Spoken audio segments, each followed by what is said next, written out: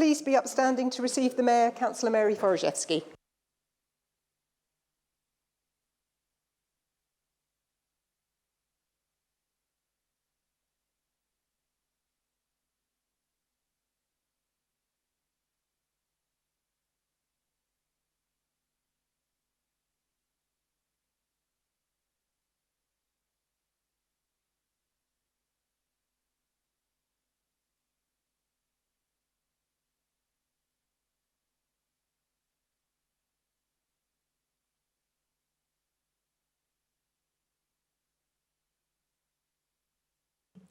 Start again. Welcome, and welcome to you all.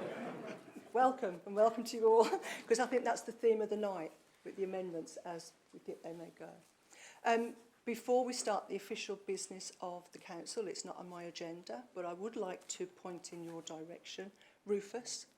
Rufus is the character that's been raising money for me and my charity, and the mugs finally have arrived. They are limited edition. They will rise in value the longer that you have them, and they're recyclable, so you can use them time and time again. £10 per mug. If you feel that you cannot contribute £10, then you'll see the Purple Poppy appeal, which is £2 contribution. On Tuesday, Rufus will be taken to Hazelmere, where he'll be auctioned off. So, please be seated.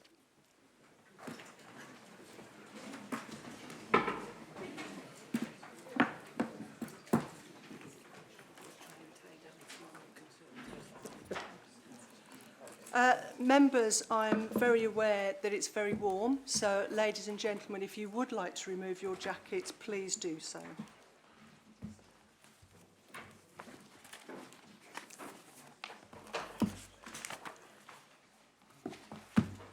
Members, we'll go straight to item number 1, and that's apologies for absence. Mr Taylor. Thank you, Madam Mayor. We've received apologies from Councillors Brian Adams, Carol Coburn, Michael Goodridge, John Gray, Michaela Gray, Peter Isherwood, Jack Lee and Ruth Reid. Any others? No, Madam Mayor.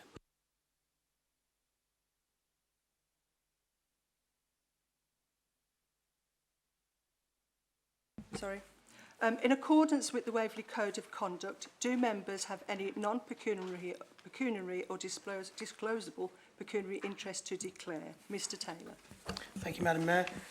Councillor Ward has declared a non-pecuniary interest in relation to the climate emergency item, in that having worked for over 30 years in the oil industry, he's in receipt of pensions from his former employers.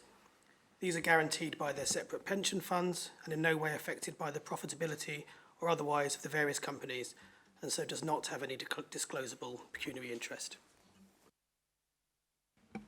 Thank you, Mr Taylor. Does anyone else wish to make a declaration? I'm in a similar position as Councillor Ward.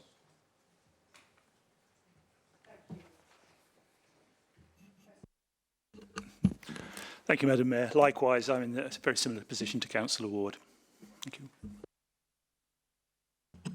Likewise, I'm in a similar position as Councillor Ward. Thank you. I'm a British Cllr pensioner, so in a similar position.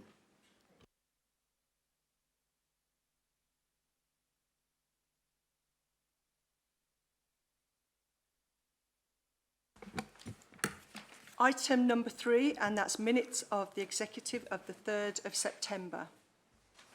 The next item is the minutes of the executive meeting held on the 3rd of September for the council to receive and note. Leader, would you like to present the minutes from the 3rd of September, please?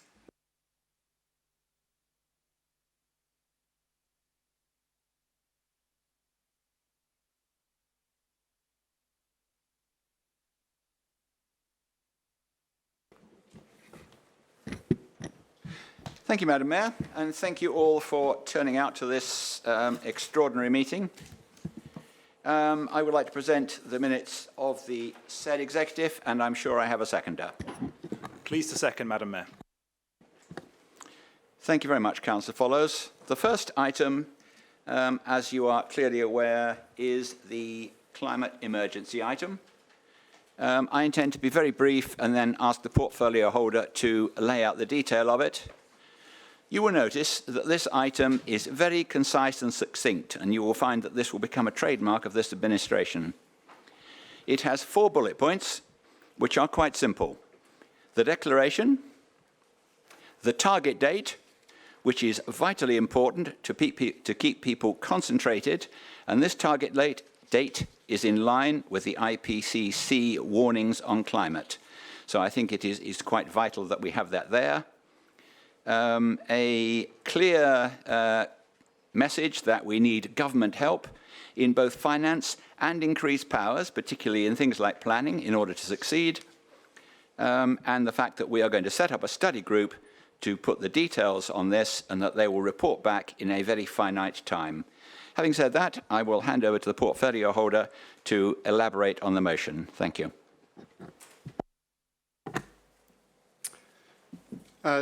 Thank you. I'm delighted to move this motion, and I'm also delighted to welcome to this council chamber young people from Broadwater School that I spoke to earlier, because this motion is actually, it's about our future, it's about their future, it's about the future of younger people, it's about the future of generations yet to come. And with that in mind, some of us may remember reading as a child the book Charlotte's Web. And the author of Charlotte's Web, E.B. White, was a committed environmentalist. And the other day, I read a quote from E.B. Webb that went as follows: "I am pessimistic about the human race because it is too ingenious for its own good. Our approach to nature is to beat it into submission. We would stand a better chance of survival if we accommodated ourselves to this planet and viewed it appreciatively instead of skeptically and dictatorially." And that was written way back in the 1950s. But I think that summarises the challenge that we now face over climate change. We have to recognise that we cannot beat nature into submission, and that we have to channel our human ingenuity into accommodating ourselves to the planet. And we have very little time to do it. There's no opting out, and we in Waverley Council need to play our part. And that's why the executive is bringing forward this motion. The Earth is warming. If we succeed in capping the global temperature at 1.5 degrees above pre-industrial levels, currently predicted for 2030, the prospects are alarming. Serious damage to people and ecosystems, rising sea levels, shrinking glaciers, dying coral, increasingly severe flooding, droughts, hurricanes, food shortages, propelling more and more people into food insecurity and consequent mass migrations and political instability. That is the world that will come unless we do something very drastic. And global warming beyond the critical 1.5 degrees C means an accelerating capacity, accelerating disaster, accelerating calamity. And the motion recognises that there is an emergency here. In other words, there is need to be taken, there's a need for account to be taken of the impact of climate change in every action that the Council takes. And the motion cites 4 specific levels of action, as the leader suggested. direct actions that Waverley can take to limit its own emissions. Secondly, a leadership role within the borough. Thirdly, lobbying central government to facilitate the tasks that lie ahead. And fourthly, collaboration with other local authorities. It asks for officers, but not officers alone, officers working within our local community and drawing on our local community to draw up an action plan for Waverley to become carbon neutral by the time-critical date of 2030, including milestones and metrics to show progress towards our goal. A difficult but realisable challenge. We have to set ambitious targets. And I hope the explanatory note that we've produced and the supporting documentation is helpful in indicating some of the actions we can take and some of the terminology we use.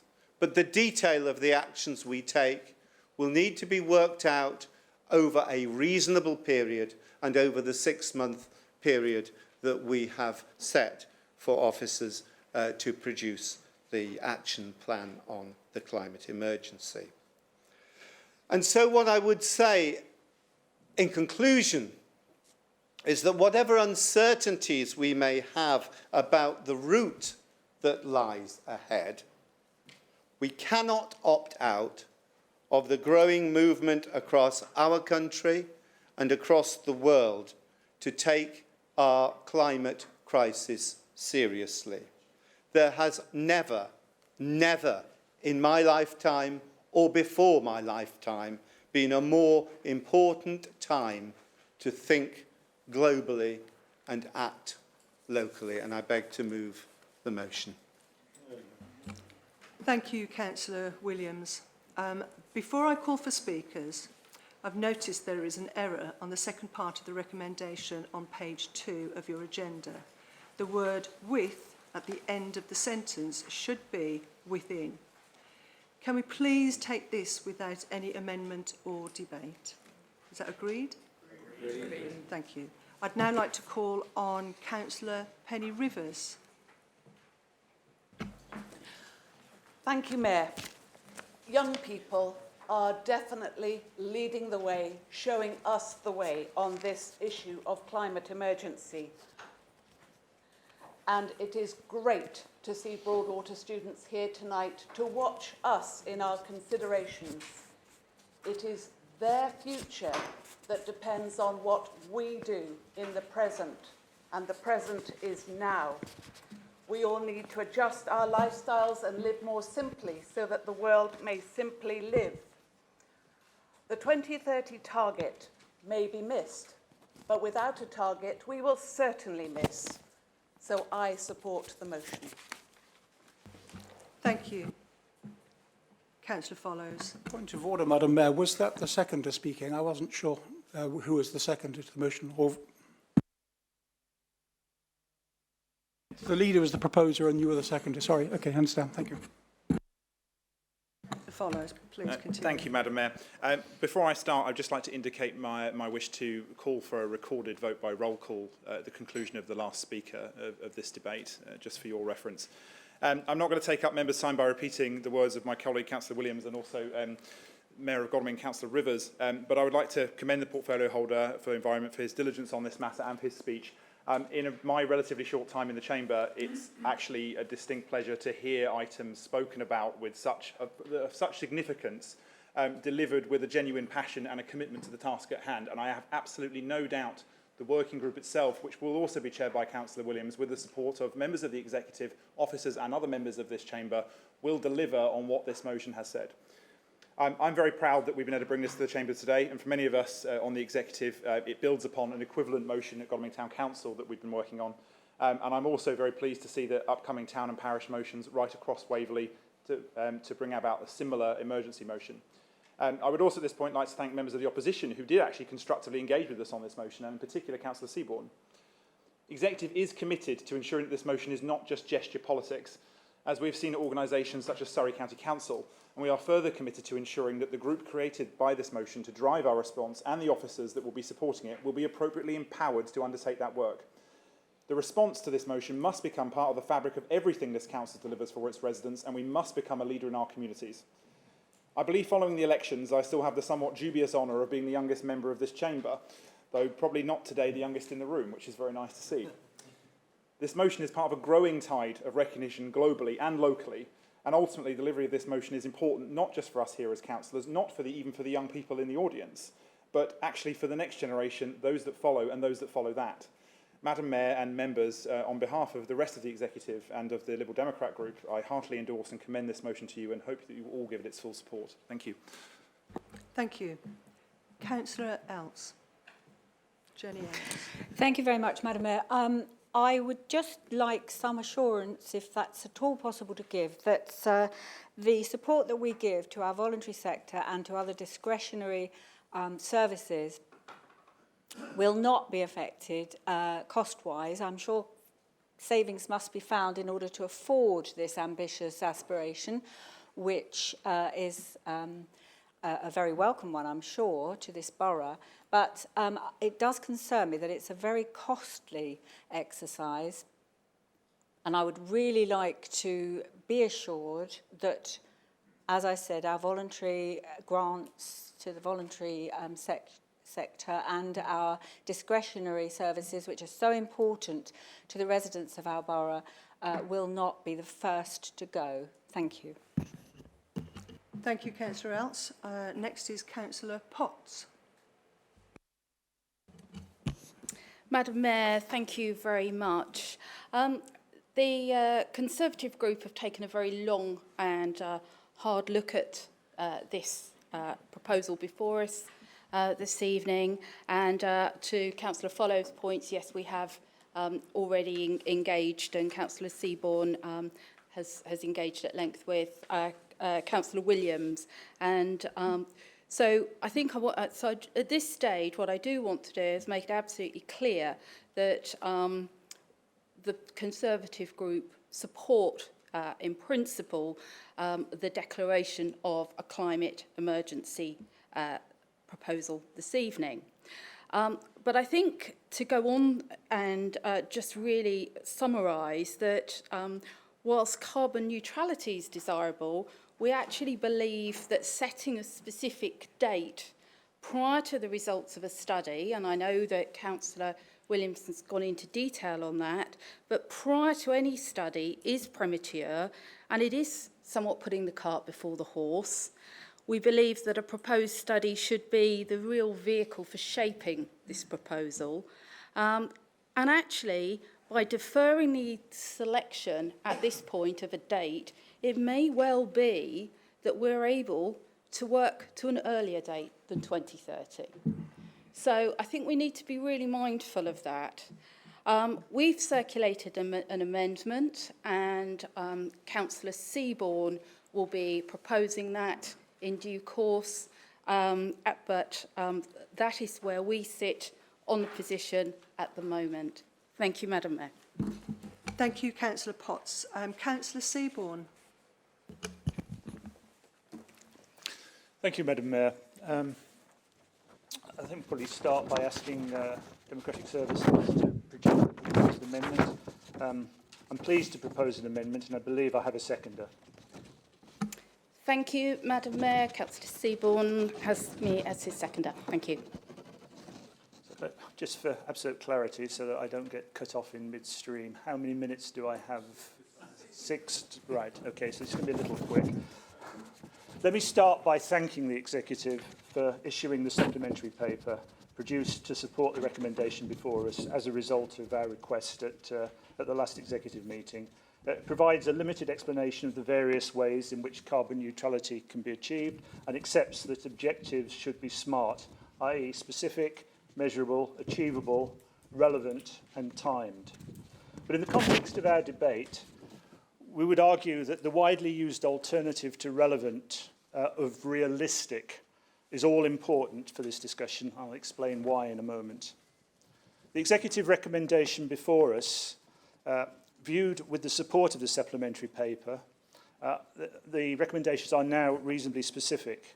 In terms of measurability, we believe that the collection of baseline data is necessary for the carbon neutrality objective to be measured, but that should be easily achieved.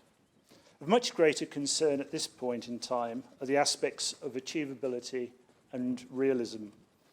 Until the proposed study is carried out, none of us can say whether the aim to have carbon neutrality by any specific date is either achievable or realistic. For example, Waverley has around 5,000 council houses to manage. So replacing gas central heating systems and improving insulation for those houses will have an enormous cost and will detrimentally impact the levels of service that can be provided elsewhere in the future. So we're urging members to support the aim of carbon neutrality for Waverley's operation at the earliest achievable and realistic date. But unfortunately, without the benefit of the proposed study, we have no idea what needs to be done to satisfy the aim of carbon neutrality, how long it will take, how much it will cost, and how much impact the objective will have on Waverley's services. This study, in our view, must come first. So if I move on to the amendment that we're tabling, the amendment has retained the intent of the original proposal and as much of the detail as the Conservative group feels able to support.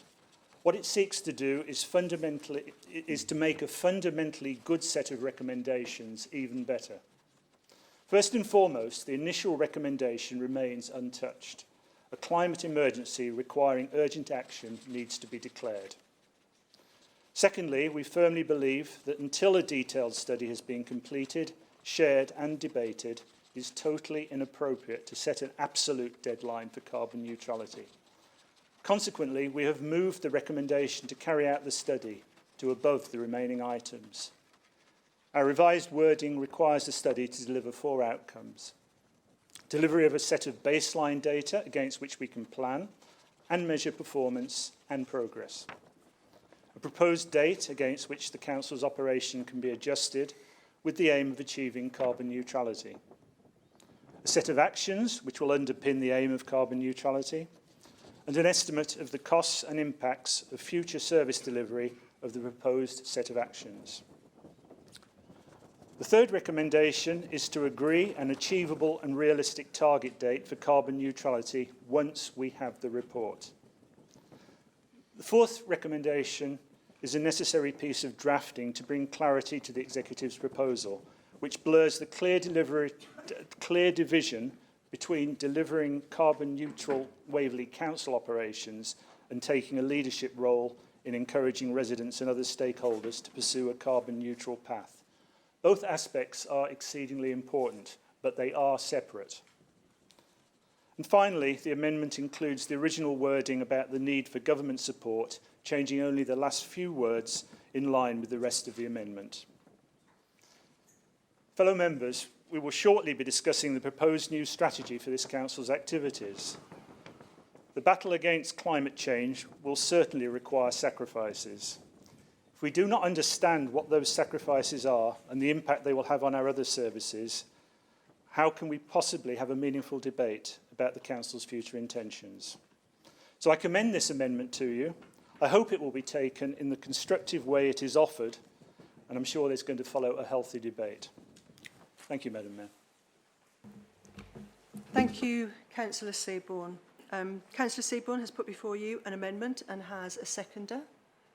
Does anybody wish to speak to the amendment? Right, let's take you one at a time. Councillor Williams. I don't accept the amendment. I do recognise that there are valid points which Councillor Seaborne makes, and Councillor Seaborne and I have had several conversations about the issues of which he has considerable knowledge and understanding. And we all do understand the subtleties and the difficulties of actually setting the target which we have set, We acknowledge the difficulties that will lie ahead of us in terms of actually moving forward and producing an action plan, which will be challenging.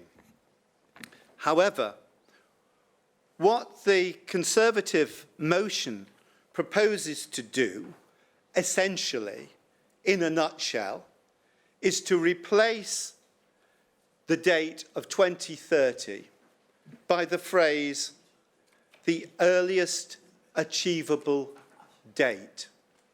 That removes the sense of urgency.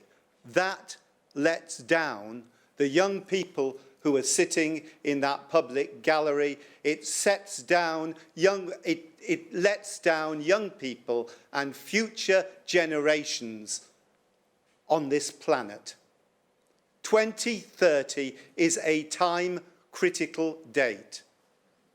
The IPCC made that absolutely clear. And if you look at the metrics, if you look at the projections, unless we see this as an emergency, unless it colours our every action, and unless we set ourselves ambitious targets, and the ambitious target date of 2030 is very significant, then we shall be letting down the people of Waverley, and we'll be letting down young people and future generations. Thank you, Councillor Williams. Can I just apologise to Councillor Palmer? I should have brought you in before, please. Anticipation makes it all the better. I'd like first to congratulate Councillor Williams for taking a very strong lead on this. I think we've all benefited from working with him, and we've all appreciated the commitment that he represents, not just from his own circle, but from the wider public, a number of whom are here today. And I'd like to thank all of you for attending. On behalf of the Labour Group, I intend to endorse this motion. I think it's extremely welcome, and I would like to specifically address the issues raised by Councillor Seaborne. In my history working in Parliament and in industry, I'm familiar with the concept of projects where we have an indeterminate time frame. And they are typically projects where the objective is desirable, the way it will be achieved is indeterminate, and we hope to progress in due course. It is appropriate for an interesting problem. It is not appropriate for an emergency. If we are serious about talking of a climate emergency, what we are saying is we must set ourselves the goals which are identified by science, and we must then rise to the challenges that they present. Now, we were very anxious not to set up a motion which would just airily endorse the climate emergency without any particular actions in mind. And I think in common with the Conservative amendment, we are seeking to draw these points to specific actions and to confront ourselves, to challenge ourselves to the decisions which will be needed. And my experience throughout the different careers that I pursued is that if you don't set yourself a firm target, you are too easily seduced by the difficulties and challenges, and the date for achievement slips into the future. As Councillor Williams says, if we allow that to happen, we are letting down the public, we are letting down ourselves as representatives of the public, we are letting down the planet, we are letting down the future of humanity and of the environment that surrounds us. So, on behalf of the Labour Group, I would like to warmly endorse the motion. I look forward to supporting it. Thank you, Councillor Palmer. Councillor Dickinson. Dickson? Dickson? Councillor Dickson?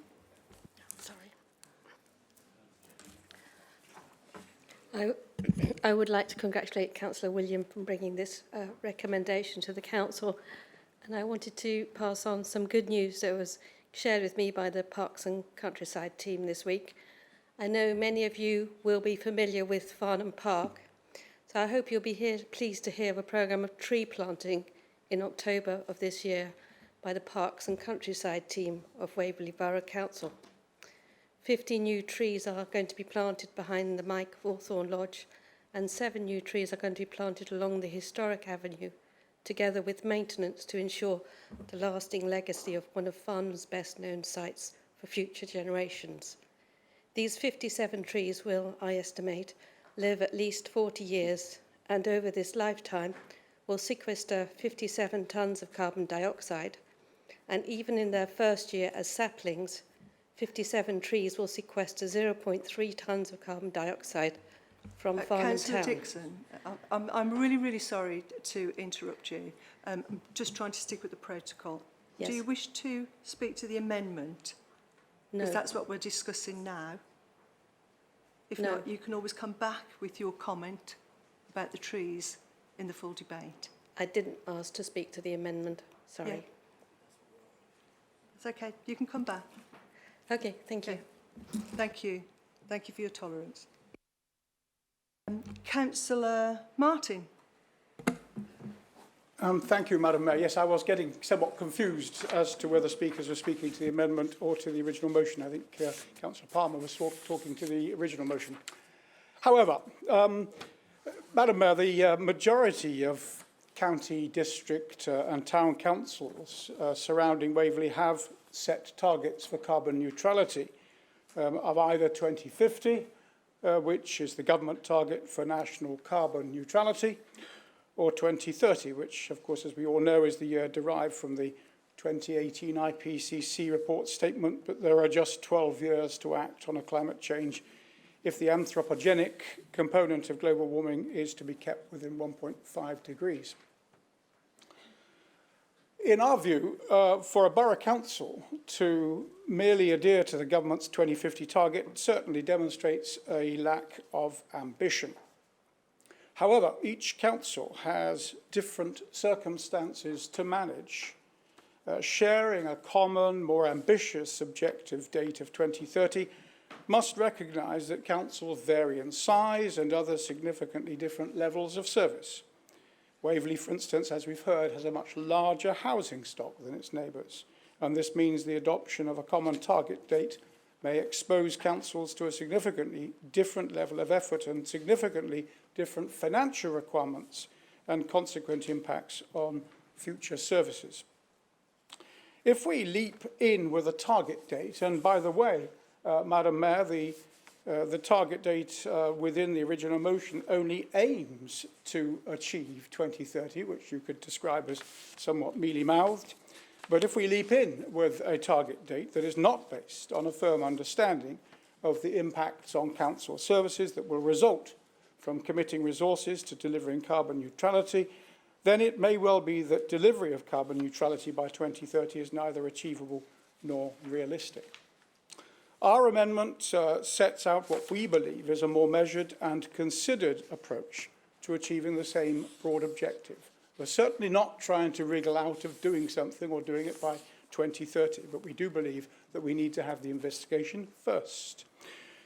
The County Council passed unanimously, bar one person, a motion which is not dissimilar. I'm sorry that the Deputy Leader wishes to cast aspersions and denigrate the County Council, and indeed the Green member and the Labour member were very happy, as were all the Liberal Democrats, in supporting that motion in July. And I'm proud to say that Godalming Town Council, of which I'm a member, also unanimously passed a motion. It would be good, Madam Mayor, if we could accept this amendment and pass it unanimously. I commend the amendment to Council. Thank you. Thank you, Councillor Martin. Councillor Follows. Thank you, Madam Mayor. If I had a car driving at me, full speed, And I stood there and thinking, I'm going to take a measured, prudent approach to how to deal with this. By the time I'd even started thinking about it, that car's hit me and I'm dead.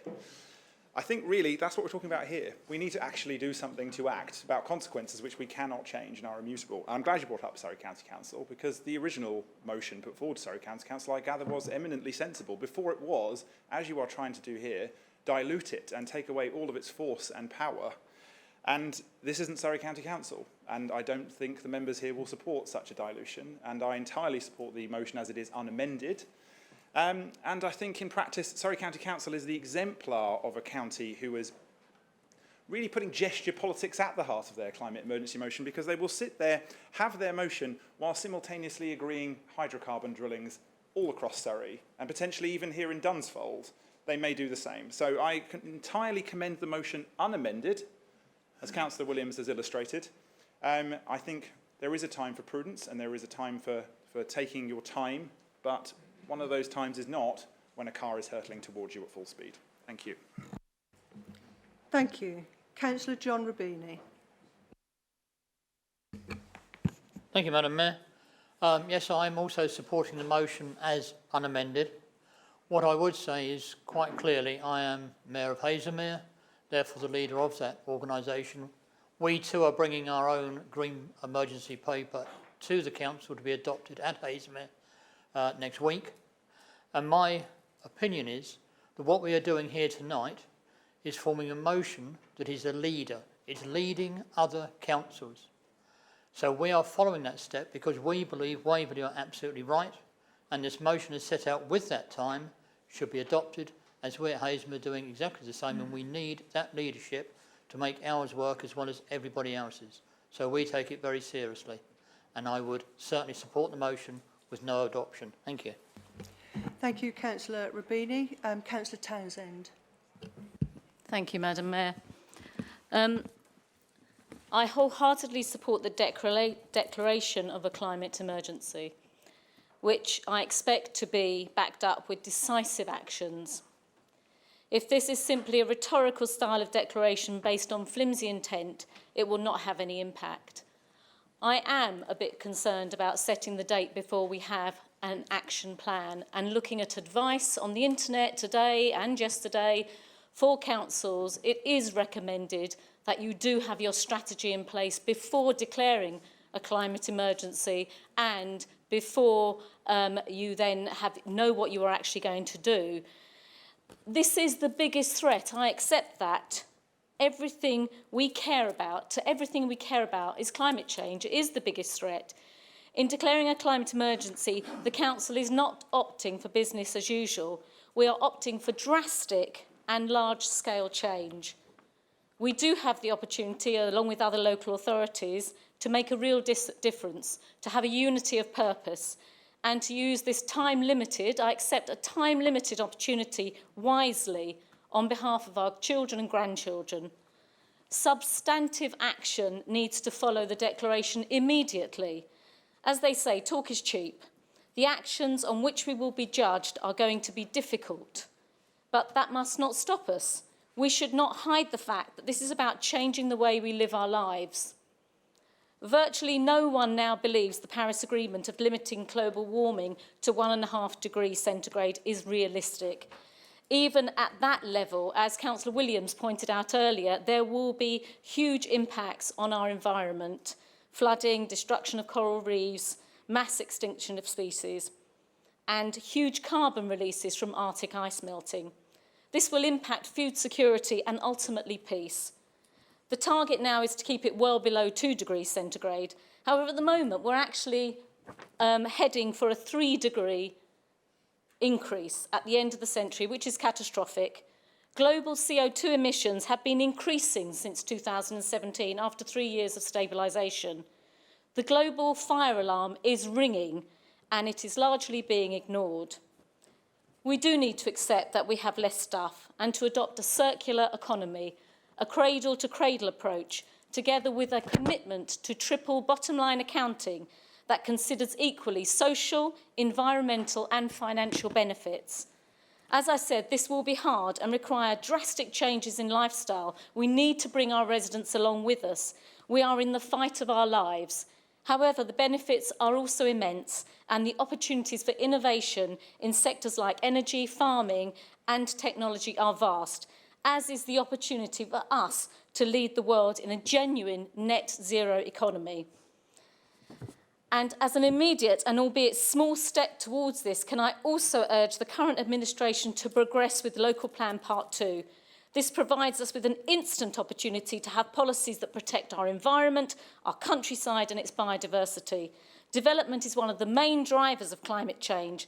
If developers want to build in Lake Waverley, we want zero carbon homes with a net gain in biodiversity on all new developments. This should be part of our strategy. Councillors, in the words of the 16-year-old environmentalist activist Greta Thunberg, I want you to act as you would in a crisis. I want you to act as if our house is on fire, because it is. Thank you. Thank you. Councillor, order, please. Councillor Wilson, sorry. Councillor Wilson. Thank you, Madam Mayor. Just one point. I was involved in smart planning in my last 3 careers. And the T in smart means time-bound. Now, there is nothing in the original motion that says that we cannot do it before the date set. And also, we will start doing it as soon as possible. As things come up, they will be done. So I think anything else is looking for the fire extinguisher whilst watching the fire. Thank you, Madam Mayor. Thank you. Councillor Hyman. Sorry, thank you, Madam Mayor. I absolutely agree with everything that Councillor Townsend has just said, and I do think actually that as a matter of process, normally in this chamber, we would certainly not be expected to put the cart before the horse. We would want to see the evidence before we made any decision. But, I mean, I used to be, not a denier, I don't think anybody denies that the climate changes, but, you know, I wasn't entirely certain about what we could do about it. And I have moved a long way in the direction, I must admit, of now being absolutely intent that we have to act, and we have to act fast. And I think we do have to treat this as though it's a time bomb. It is an emergency because, you know, okay, we look into this deeply over the next 6 months. If we find that the fuse is longer than we think on that time bomb, then you know, maybe yes, you know, it may affect the extent of the sacrifices we all have to make in achieving this. I absolutely agree with what the Conservatives are saying here. They're quite right, but I don't think it makes any difference, Madam Mayor, because if we look at recommendation 3 of the original recommendation on page 15 and earlier, Waverley Borough Council recognises the achievement of the target will require central government to provide the powers, funding and other resources to achieve the target. There is not actually a great deal that we can do. We can do our bit, but there isn't a great deal that we as a borough council can do. Then it goes on to say, and therefore calls on the government to provide such powers, funding and other resources as appropriate to facilitate achieving the 2030 target. So I think the recommendation we've got is actually no better or no worse than the Conservatives have put together themselves. I don't think it really matters which we put together, because I think they're both aiming for the right thing. I myself would probably go with the one that's in the original papers, because I'm a Farnham resident and one of the alliances put it together. But frankly, I'd be perfectly happy to vote for the other one as well. I really don't know what people should do. But I think the real issue here is what action comes from it. We do not want to be seen as a bunch of hypocrites. You know, we've got to make sure that we're obeying all of the environmental legislation. There'll have to be plenty more environmental legislation to make this happen. Let's start now by obeying the legislation that already exists. Thank you, Madam Mayor. Thank you, Councillor Hyman. Are there any other speakers? Councillor Mulliner. Oh, I thought I'd put my hand up a little earlier. Never mind. Madam Mayor, thank you very much indeed fascinating to hear the different thoughts. I come from a background where data and evidence always matters. And frankly, I'm a little horrified to hear Councillor Williams suggest that achievability and realism are somehow naughty words. Nothing can be done in practice unless it's done with solid foundations. And the most basic foundation of all is money. I speak perhaps with more intent than most because in being involved with the budget strategy, I know how financially stressed we are. And I have no doubt that when the study is completed and we look at the actions that can be taken, some very difficult decisions will have to be taken as to how to balance one need against another. Personally, I am all in favour of the Council setting an example. But in addition to my concern about the statement of a date before the study, I also feel that the existing motion is rather confused in terms of who it is expecting to achieve carbon neutrality. I expect, and I believe, it's just the Council in respect of its own operations. But it does make reference in paragraph 4 to the residents as well. And in my opinion anyway, it's very hard to see how either the town and parish councils or the residents can help us to achieve carbon neutrality in respect of our own operations. So I would wish that the motion was clearer in that regard, and the Conservative motion seeks to give that particular clarity. It will certainly be, I think, a far more urgent debate in 6 or 8 months' time when the study has been held and we have a better idea of what we can do. From the bigger picture, I just would urge the Council to keep a sense of realism in respect of its own contribution. It's very important that we make one. We must remember that in this country alone, the public sector is only 1/8 of the contribution to emissions of the private sector. In short, our residents and businesses will have a far greater impact on overall borough-wide emissions depending upon what they do. And although we can encourage, it will ultimately be their private decisions which will make by far and away the biggest difference to whether the borough as a whole becomes anywhere close to carbon neutral. I'd also mention 2 pairs of words, one pessimistic and French, one optimistic and English. The first pair of words is gilet jaune. And I mention it simply to keep us in mind what happens when governments, even for the best of reasons, try and achieve a certain end and do it in a clumsy way. The French are perhaps rather more dramatic than we are, but it's not something I would wish to see in our streets either. And the second pair is odd, but very optimistic, plastic bag. If you remember the extraordinary findings that the imposition of a 5p charge on plastic bag supermarket tills has reduced their use by 90%. And there is a secret. There is the point. Human nature is something we should be working with and not against. If we can find ways to make electric cars easily affordable, you won't need to encourage anyone to buy one. All new car sales will rapidly switch towards electric cars, and VW America is investing billions in the belief that will happen. The second point is that if you try and coerce people, it won't work. We can certainly find a way, I think, through technology where homes are carbon neutral and travel is carbon neutral. And that, in this country, will make a dramatic difference to how we perform. But as someone said correctly, it's a global problem. And of course, all we can do is to give examples of those who are far more influential in terms of emissions than we can ever be. Madam Mayor, thank you very much. Thank you, Councillor Mulliner. Next on my list is Councillor Edmonds. Thank you, Madam Mayor. I support the motion unamended. The world has for 30 years failed to address global warming.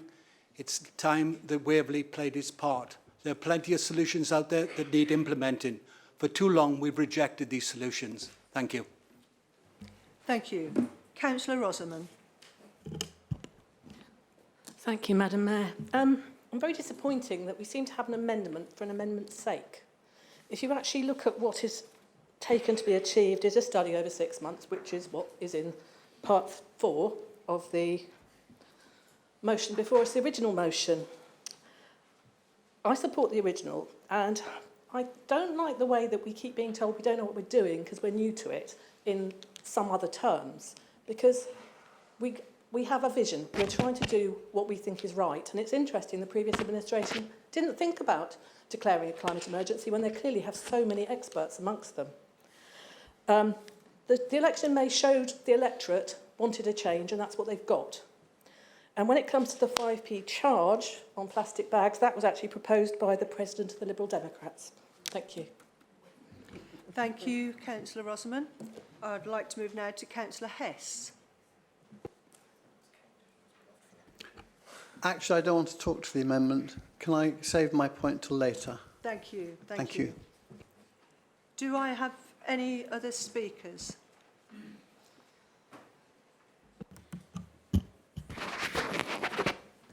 A couple of points have occurred to me. Thank you. It says Waverley Borough Council aims to become carbon neutral by 2030. It doesn't say on 2030. You might think this is semantics, but it isn't. The other point, which it's number 5 on the amendment, it suggests that all meetings are held during the day, avoiding the need for heat and light in the civic building. However, this excludes all people of working age, and I think that should be noted. Thank you. Members.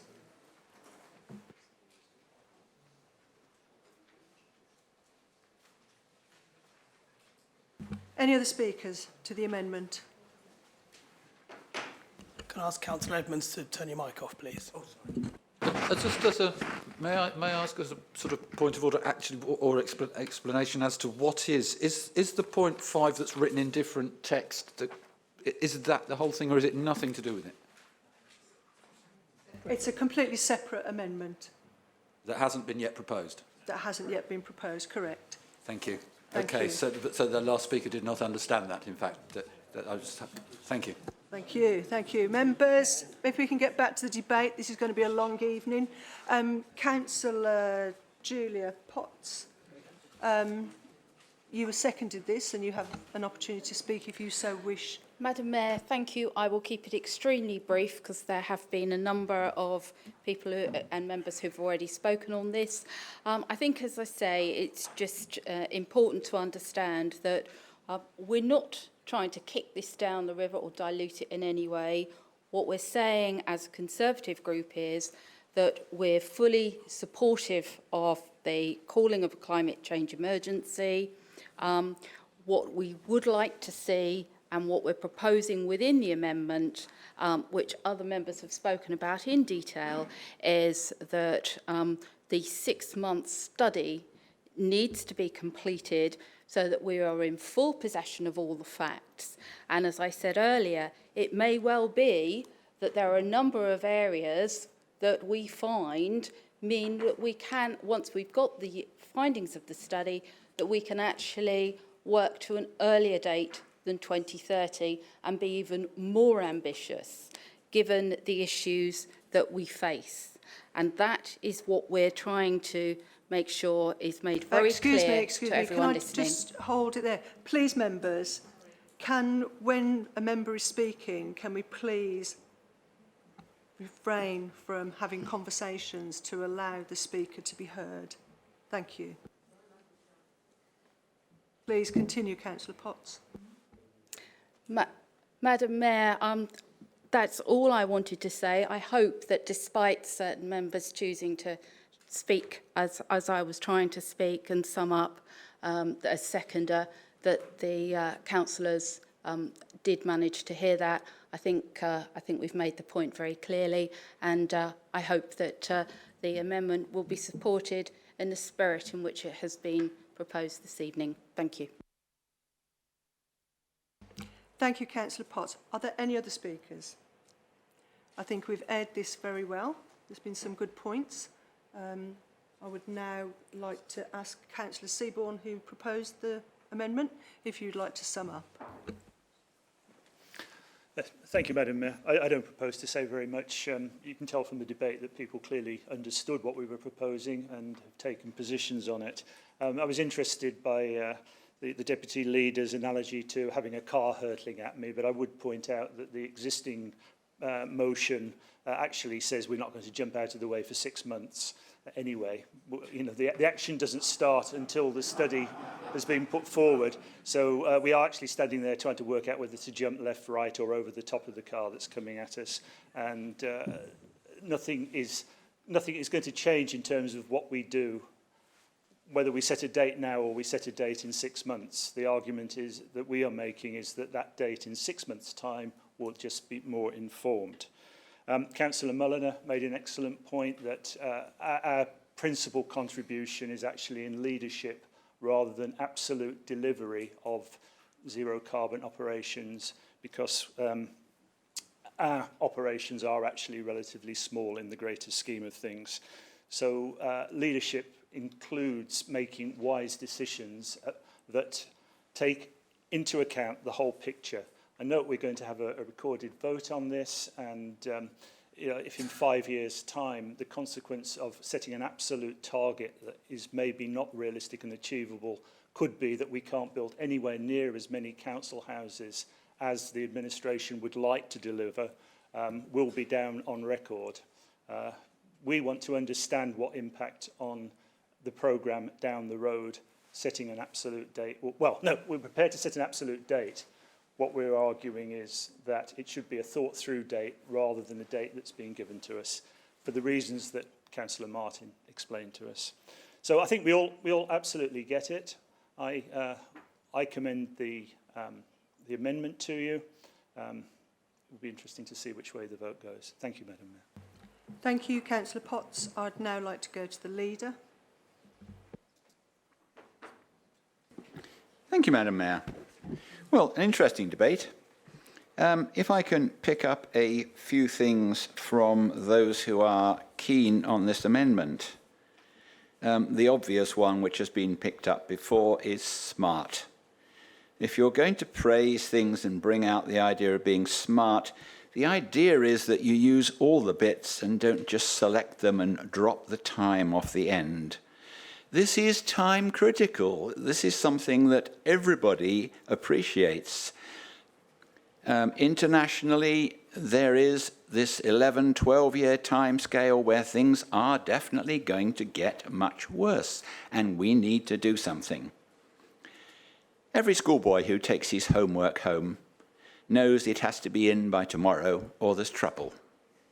Except, of course, when he's told, no, we'll have a little study before we actually set the date for your homework to be in. What a wonderful school that would be to go to. I don't know whether the Conservatives moving this amendment have totally misread or misunderstood what we've done. We are aiming for a very specific date. And as many people on the right-hand side, as I look at it, of the chamber have said, you need a very definite aim in view to get urgency in the people who are going to produce the programme, which they're going to have to do in 6 months. If our aim turns out to be wrong, we can amend our aim. But to have no aim at all is not uncommon, I regret to remind you, in a few other Conservative councils, where wishy-washy words are produced instead of definite ideas of when we are going to do things.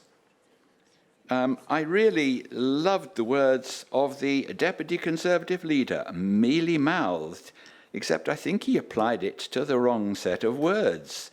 This is what this amendment is. It seeks to remove the urgency. It's put loads of words and adjectives and descriptions in. It claims to aim the same way. It sort of does, but, well, when, we don't know. I cannot support this amendment. I will be voting firmly against it, and I hope and trust that all those in my group will do likewise. Thank you, Madam Mayor. Thank you, Leader. Now, we move to the vote on the amendment.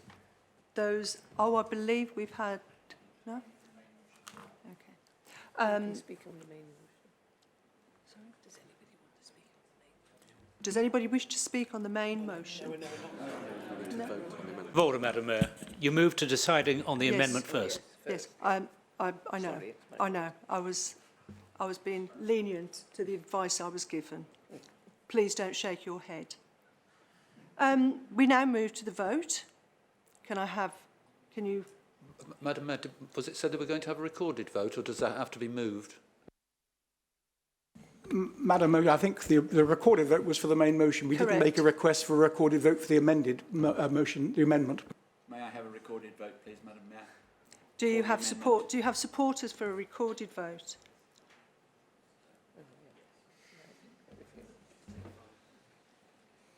You have enough for a recorded vote. Therefore, Mr. Taylor, you're going to go through one by one.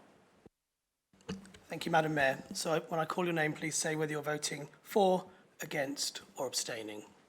Just to confirm, that's for or abstaining against the amendment to the original motion. Indeed. Yes, thank you. So the Chamber is voting on the amendment. Thank you. Councillor Mary Forojewski. Abstain. Councillor Penny Marriott. Abstain.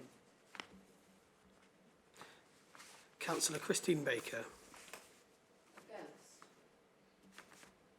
Councillor David Beeman. Against. Councillor Roger Blishin. Councillor Peter Clark. Against. Richard Cole. Against. Steve Cosser. Martin Darcy. Against. Jerome Davidson. Against. Kevin Denis. Simon Deere. Sally Dickson. Against.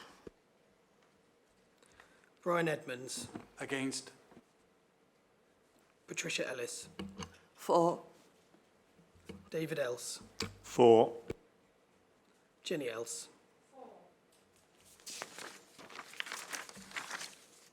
Jan Floyd Douglas. For. Paul Follows. Against. Joan Hegan. Against. Val Henry. George Hess. Against. Chris Howard. For. Daniel Hunt. Against. Jerry Hyman. Against. Jackie Keane. Robert Knowles. For. Anna James. For. Andy MacLeod. Against. Peter Marriott. Against. Michaela Martin. Against. Peter Martin. For. Mark Merriweather. Against. Kika Miralles. Against. Stephen Mulliner. For. John Neal. Against. Peter Nicholson. Nick Palmer. Against. Julia Potts. For. Paul Rivers. Against. Penny Rivers. Against. John Rabini. Against. Anne-Marie Rosamond. Against. Trevor Sadler. Richard Seaborne. For. Liz Townsend. For. John Ward. Against. Steve Williams. Against. George Wilson. Against. Thank you.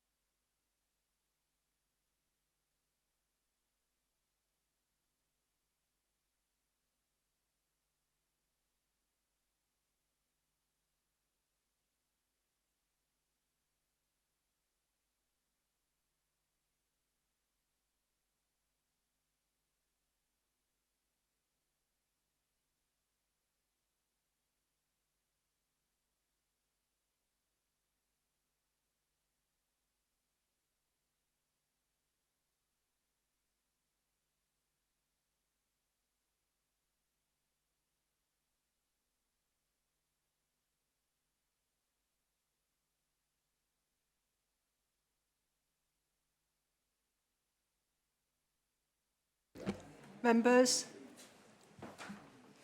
the vote is nearly in.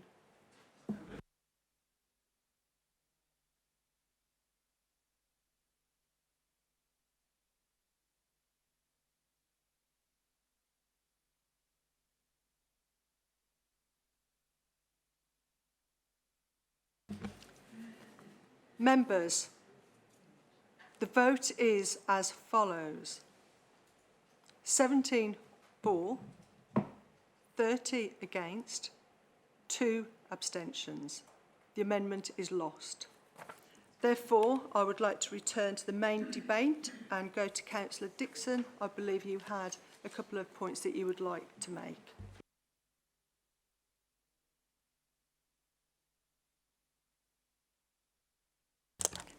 And I apologise to Lady Mayor for, and I hope you'll join me in congratulating the Parks and Countryside team. Thank you. Members, anybody else have anything they wish to contribute?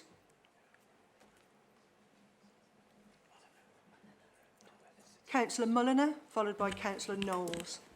Thank you very much, Madam Mayor. Well, as we're now debating the main motion, could I ask the portfolio holder perhaps to clarify in his paragraph 4, where it says officers be instructed to provide to the Council's executive within 6 months of the date of this decision a report on the actions the Council and the local community can take to address these issues, together with an action plan. Could he just clarify whether he is actually expecting the local community to take action in ways that will help the Council reduce its own carbon emissions?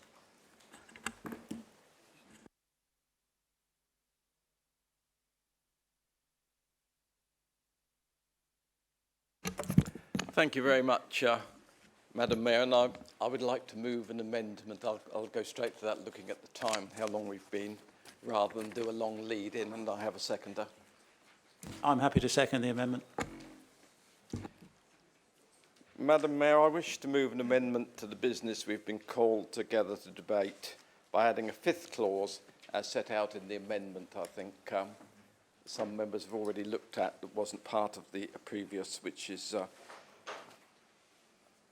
the 5th item will be Waverley Borough Council, recognising the need to lead by example, will with immediate effect list all meetings to be held during the working day, thereby avoiding the need to heat and light the civic building outside normal working hours, and allowing members and staff to utilise public transport, avoiding the need for multi-car use. Madam Mayor, I wonder why we're all here this evening, because I'm sure we all know that climate change is taking place and that urgent action is needed. But did we need an extra meeting adding to global warming with us all travelling here when there is a full council meeting next month? This seems to defeat the object of the motion. We are surely all aware of changes taking place to our climate. Just recently, let's think, in July, the highest temperature ever recorded in England, and France suffering a heat wave never seen before. Only some 2 weeks ago, a hurricane devastated the Bahamas, a part of the world that does suffer. But then it slowly moved north to cause serious damage in Halifax, Nova Scotia, where out of a population in the province of some 900,000, 400,000 were without power, nearly half the population of that province of Canada. What was strange was how slowly that hurricane moved, and by the time it eventually got to the UK, it had thankfully lost all its power. These are just examples of recent events. There are many more, and I clearly remember our own hurricane of 1987. Then I was without power or water for 5 days. My point, Madam Mayor, is that we know what is happening, and declaring an emergency is not going to make one jot of difference in the short term, although I will support the motion. Councillor Rivers said we need to adjust our lifestyles, so let's do it here.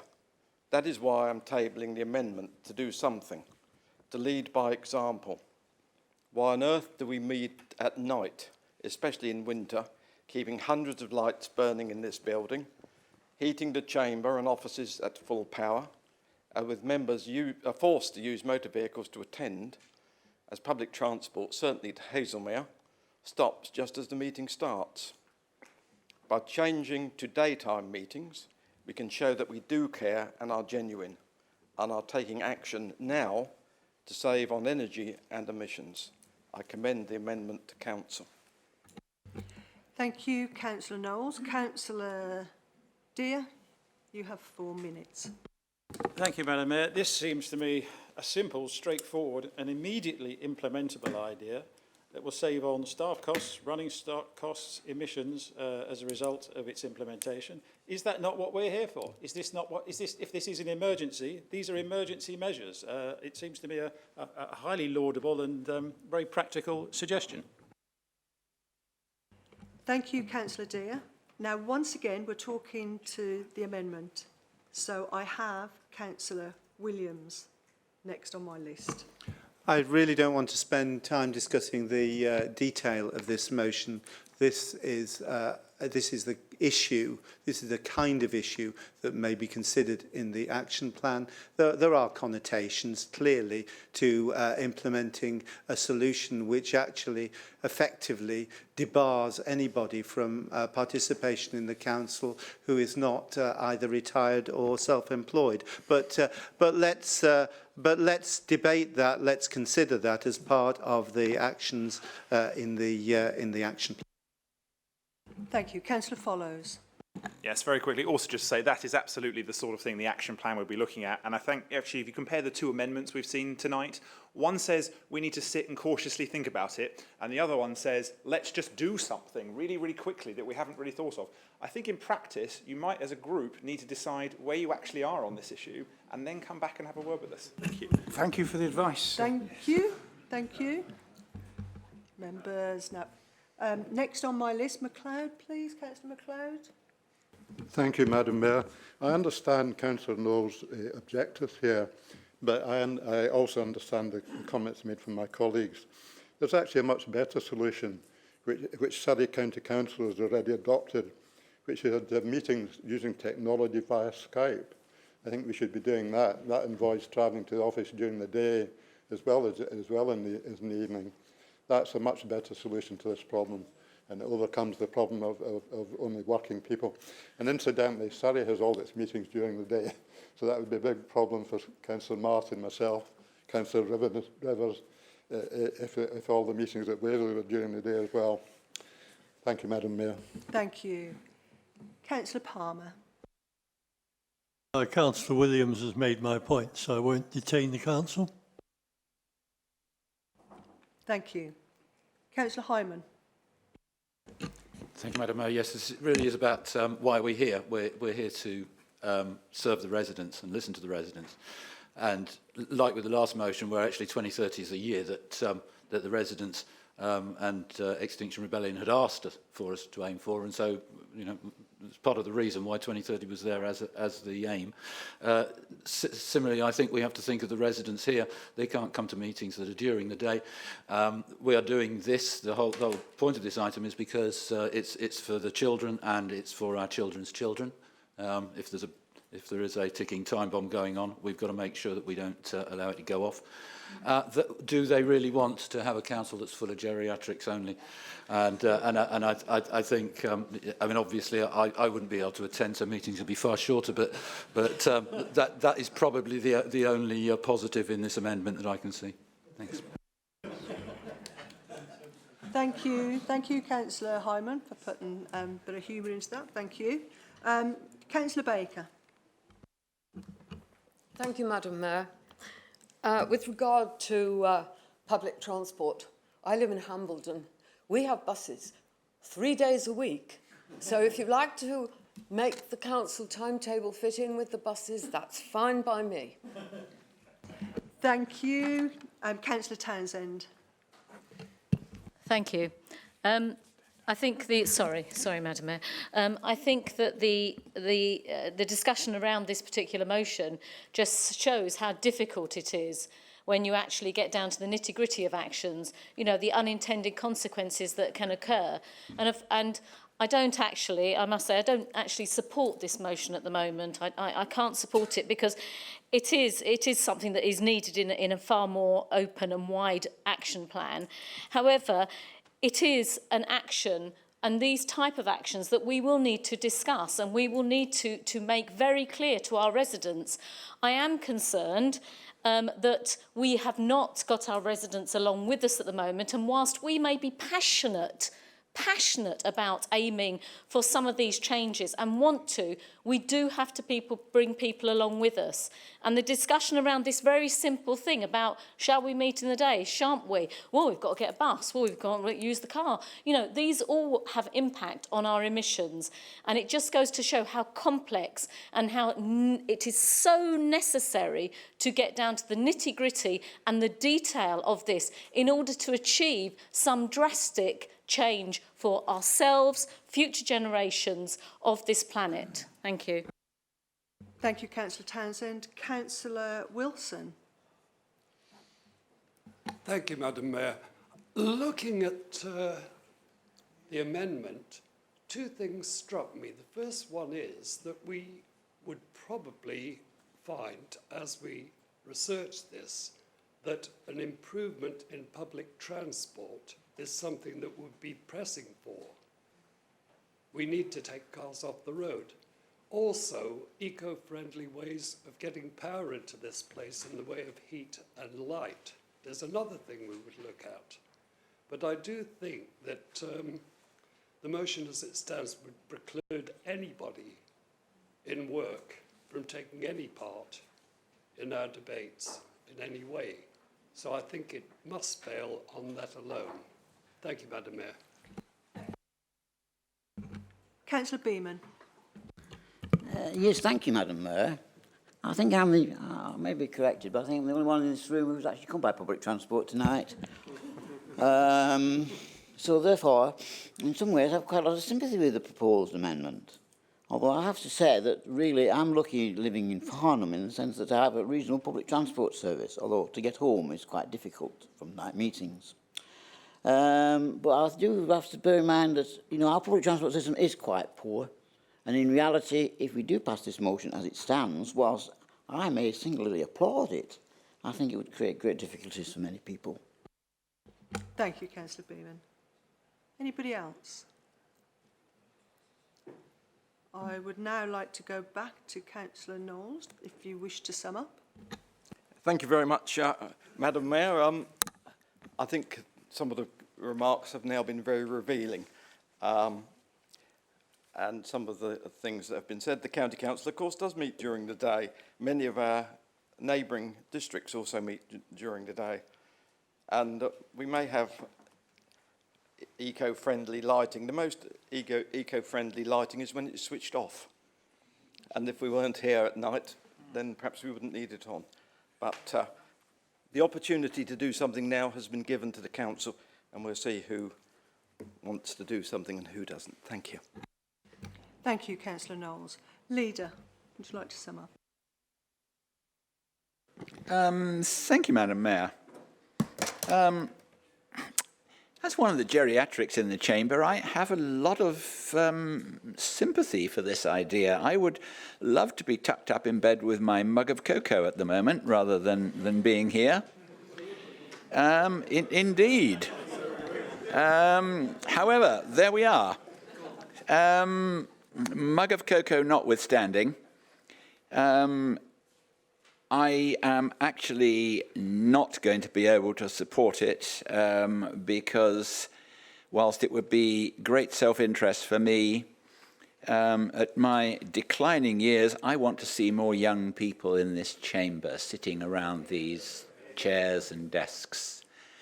And most young people now are poor things doing that thing called work, which I left some time ago, and they just wouldn't be able to get here. And I know how difficult it is, and we all know from the recent election how difficult it is to get candidates. If we went to meeting in the day, I think we would have even more difficulty, and we certainly wouldn't get young people.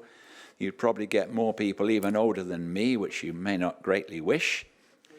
No, sadly, I will not be able to support it, and I would ask my group to vote against it, but it does strike to my selfish desires to be able to go home earlier, But as has been alluded to, let's look at this during the study and let's come back. But I would, regretfully for myself, vote against it. I would ask my group to vote against it. And boring you to death, yet again, I would like a recorded vote, please. Thank you, Leader. So you have, are there 5 in support of? Yes. Thank you. Members, you have before you once again an amendment by Councillor Knowles and seconded by Councillor Dear. There's one way to save time in this chamber, energy and lighting and everything else, and that's to stop putting forward so many amendments. Sorry. I'd now like to go to Robin to please do the vote. Thank you, Madam Mayor. Councillors. Mary Forojewski. Against. Penny Marriott. Against. Christine Baker. Against. David Beeman.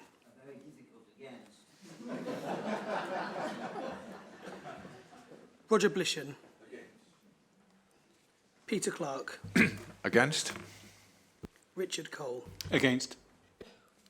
Steve Cosser. Martin Darcy. Against. Jerome Davidson. Against. Kevin Denis. Simon Dear. Sally Dickson. I think I'm going to abstain. Brian Edmonds. Against. Patricia Ellis. David Else. Jenny Else.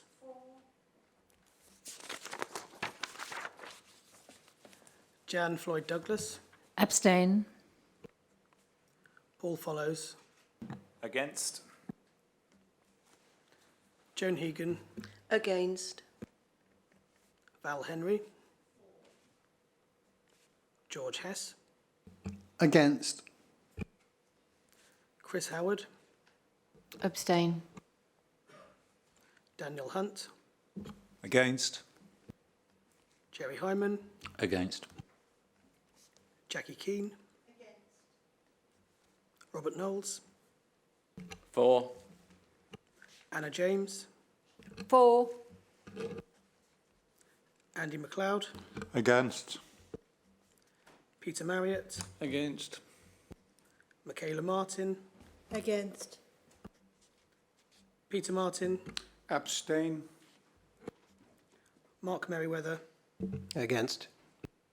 Kika Miralis. Against. Stephen Mulliner. Abstain. John Neal. Against. Peter Nicholson. Nick Palmer. Against. Julia Potts. Paul Rivers. Against. Penny Rivers. Against. John Rubini. Against. Anne-Marie Rosamond. Against. Trevor Sadler. Richard Seaborne. Liz Townsend. John Ward. Against. Steve Williams. Against. George Wilson. Against.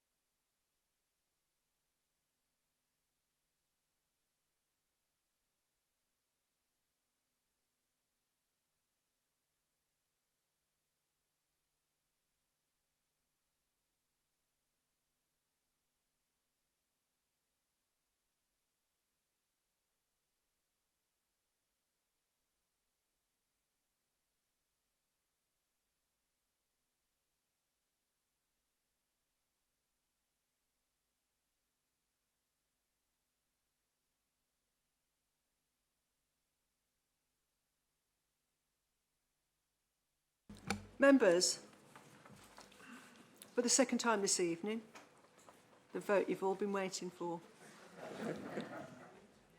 4, 10, against 32, abstentions 7. The amendment is therefore lost. I'd like to return to the debate. Any other speakers? George Hess, Councillor George Hess. Thank you, Madam Mayor.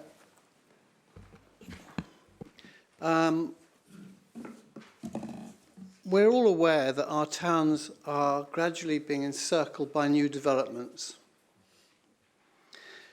And those new developments with new families moving in will have greater energy demands, naturally, like night follows day. Unfortunately, the current position is that developers are under no pressure or obligation, really, apart from following outdated Surrey County Council guidelines on things like electric vehicle charging points. They're under no real obligations to provide all homes with electric vehicle charging points, and we all know that electric vehicles or hybrids will be a much greater type of vehicle in the future. There's no obligation on them to provide photovoltaic panels to put power back into the grid, and there's no obligation on them to put fast fibre in, so that all houses are future-proofed to benefit the economy and also to reduce the necessity for people to hit the roads in their vehicles, because more people can work from home. And so I would like to suggest to members that the planning, Waverley Borough Council create its own guidelines so that we can, in the planning committees, consider these issues, including common ducting, actually, which will carry utilities and comms cables like fast fibre. Because at the moment, we're not able to consider those issues. They're outside of the planning remit. And it's meaning that developers are not doing what they should be doing because there's no obligation upon them to do so. And frankly, it's wrong. Now, whether that can be brought into planning, it's probably for another committee and another day. But I want to flag it up to all members that the big developers are making massive profits and they're going cheap and not putting in the infrastructure that they should, which will also help with saving energy, generating energy, and doing what's right for the environment. So I'd just like to put that into the meeting. Thank you. Thank you, Madam Mayor. Thank you. Any other speakers? Councillor Townsend. Can I just respond to what Councillor Hess has just said? And that is to urge the current administration yet again to get LPP2 underway. There was fast fibre broadband included in Local Plan Part 2, and additional policies can be put in place. And this is something we have and can do as a council to protect our environment, to protect our countryside, and to protect its biodiversity. So I would urge the current administration once again to please get Local Plan Part 2 underway. Thank you. Thank you. Councillor Follows. Thank you, Madam Mayor. Just to very quickly respond to that, I will remind Councillor Townsend that the previous administration had ample opportunity to pass LPP2 and chose not to of its own accord due to whatever internal machinations stopped LPP2 being passed at almost no notice. It was pulled from council at that point, and I was there at the time. May I just ask Madam Mayor if she could, either at her discretion or I'm willing to by motion, to bring this particular debate to a close? Thank you. I think it's going to happen naturally. But I will, at my discretion, allow one more speaker, Councillor Julia Potts. Madam Mayor, thank you. Yes, we, like Councillor Follows, are happy to bring the debate to a close. There is a request that I have, and that is that before you on the our 4 recommendations, and we would like each of those taken individually, Madam Mayor. Thank you. I think that's quite a fair request. Point of order, Madam Mayor. I assume that that has to come to a vote. No, it doesn't actually. It's at my discretion. So at my discretion, I would like to take them one at a time. Thank you. Apologies, another point of order. Does the roll call vote that I requested at the beginning apply to all 4 separately then? I really don't want to ask that, but yeah. I'll take guidance from Robin. That is up to members. So you've disaggregated the recommendations into a number. You can choose to take any or all of them as recorded votes, but you need to decide as a chamber or for the mayor to use her discretion. Sorry, a further point of order. I believe in the Constitution, if I can get enough support for it, the mayor can be overridden in that vote. And I'm happy to do that. I don't think four roll call votes is really acceptable for what is effectively one block of recommendations, and it should come to a vote if that's the feeling of the chamber. Councillor Martin. Might I request a compromise? Could we have 2 votes? One for item number 1, which is Waverley Borough Council declares a climate emergency requiring urgent action, and then we take 2, 3 and 4 together. So there will be then 2 votes, and it should be separate, and we would have it as a recorded vote. I think that is a sensible compromise. On point of order, there was ample opportunity to amend this motion and to put amendments. We have discussed 2 amendments tonight. Therefore, I would suggest that this motion should be taken as a whole on a recorded vote so that we have the accountability of all councillors in terms of their response to the climate emergency. Members, if we're to work together well, I think we've got to find compromise, and the compromise here, I think it's a perfectly sensible suggestion to take each one of these recommendations. We've had a very full debate here this evening, which will influence the way people will vote, and it may influence the way they vote individually on each recommendation. Therefore, I think it is only fair to look at each one individually. What we can do, in the spirit of compromise, is look at recommendation 1 with a recorded vote and the other 3 without a recorded vote, because you will have made your mind up by that time, or as Councillor Martin has suggested. Leader. Madam Mayor, thank you. One of those rare times I will agree with Councillor Martin. We would like a recorded vote on both, but doing it for 2 instead of 4 seems to me to be an eminently sensible compromise. So if you're happy with that, Madam Mayor. I'm very happy with that.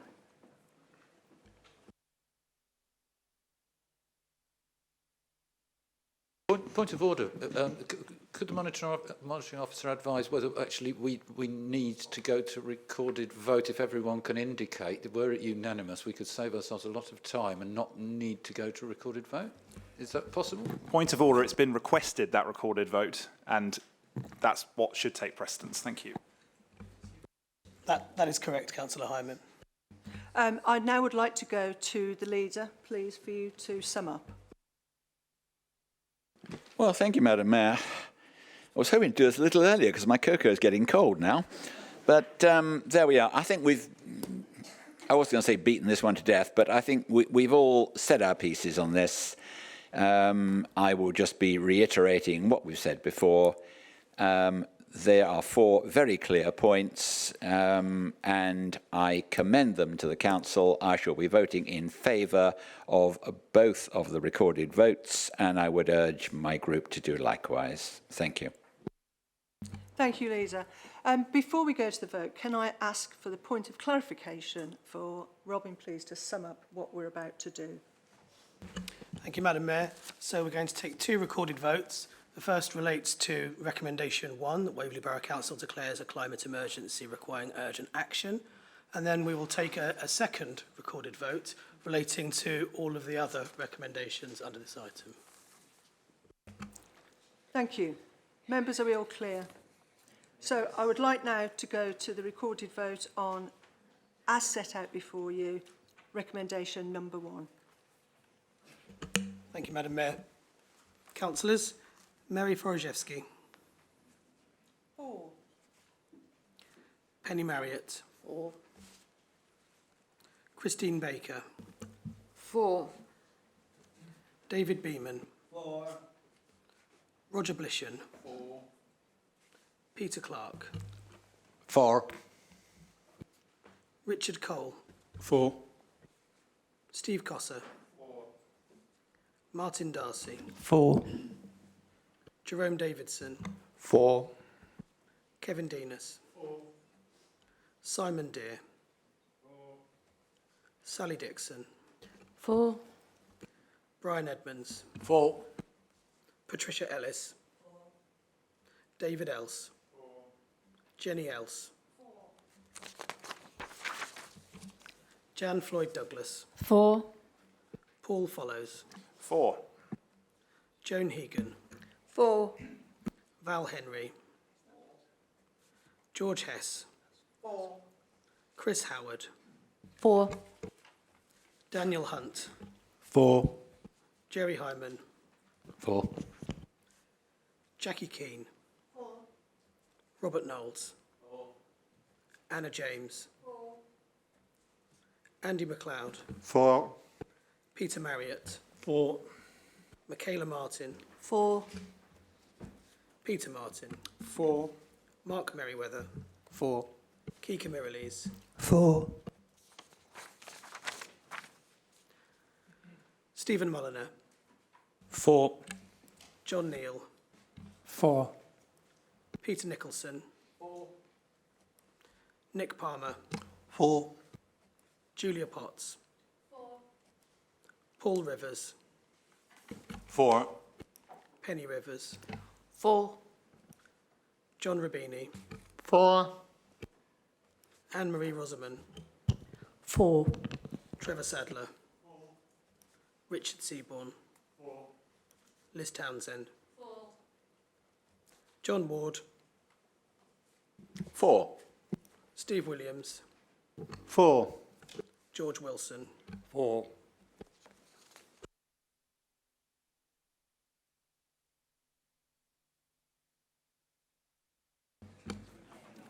Members, that's unanimous.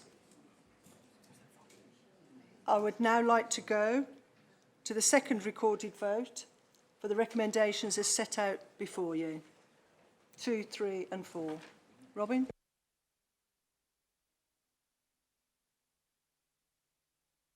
Thank you, Madam Mayor. Councillors, Mary Forojewski. Abstain. Penny Marriott. Abstain. Christine Baker. 4. David Beeman. 4. Roger Blishan. 4. Peter Clark. 4. Richard Cole. 4. Steve Cosser. Martin Darcy. 4. Sorry. Jerome Davidson. 4. Kevin Denis. Simon Deere. Sally Dickson. 4. Brian Edmonds. 4. Patricia Ellis. David Else. Jenny Else. Jan Floyd Douglas. Abstain. Paul Follows. 4. Joan Hegan. 4. Val Henry. George Hess. 4. Chris Howard. Abstain. Daniel Hunt. 4. Jerry Hyman. 4. Jackie Keane. 4. Robert Knowles. Abstain. Anna James. Andy MacLeod. 4. Peter Marriott. 4. Michaela Martin. 4. Peter Martin. Abstain. Mark Merriweather. 4. Kika Mirrlees. 4. Stephen Mulliner. Abstain. John Neal. 4. Peter Nicholson. 4. Nick Palmer. 4. Julia Potts. Paul Rivers. 4. Penny Rivers. 4. John Rabini. 4.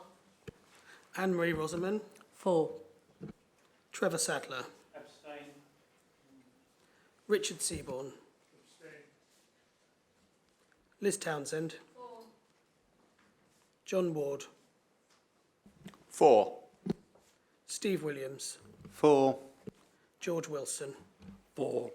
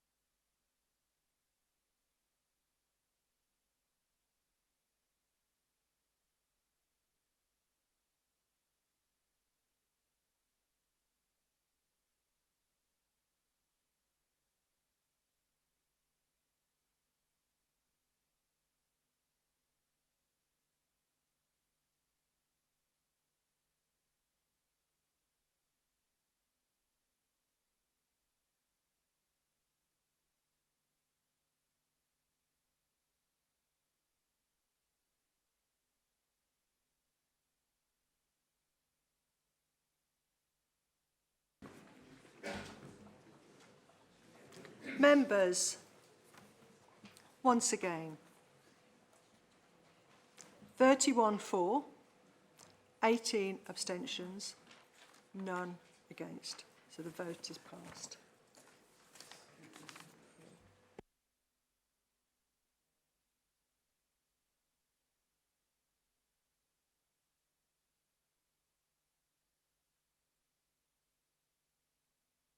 Thank you, members. I'd now like to ask the leader to introduce the new corporate strategy.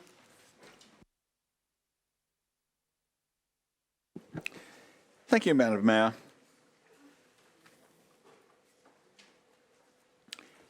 I'll be as brief as possible because we probably all like to go home to our loved ones.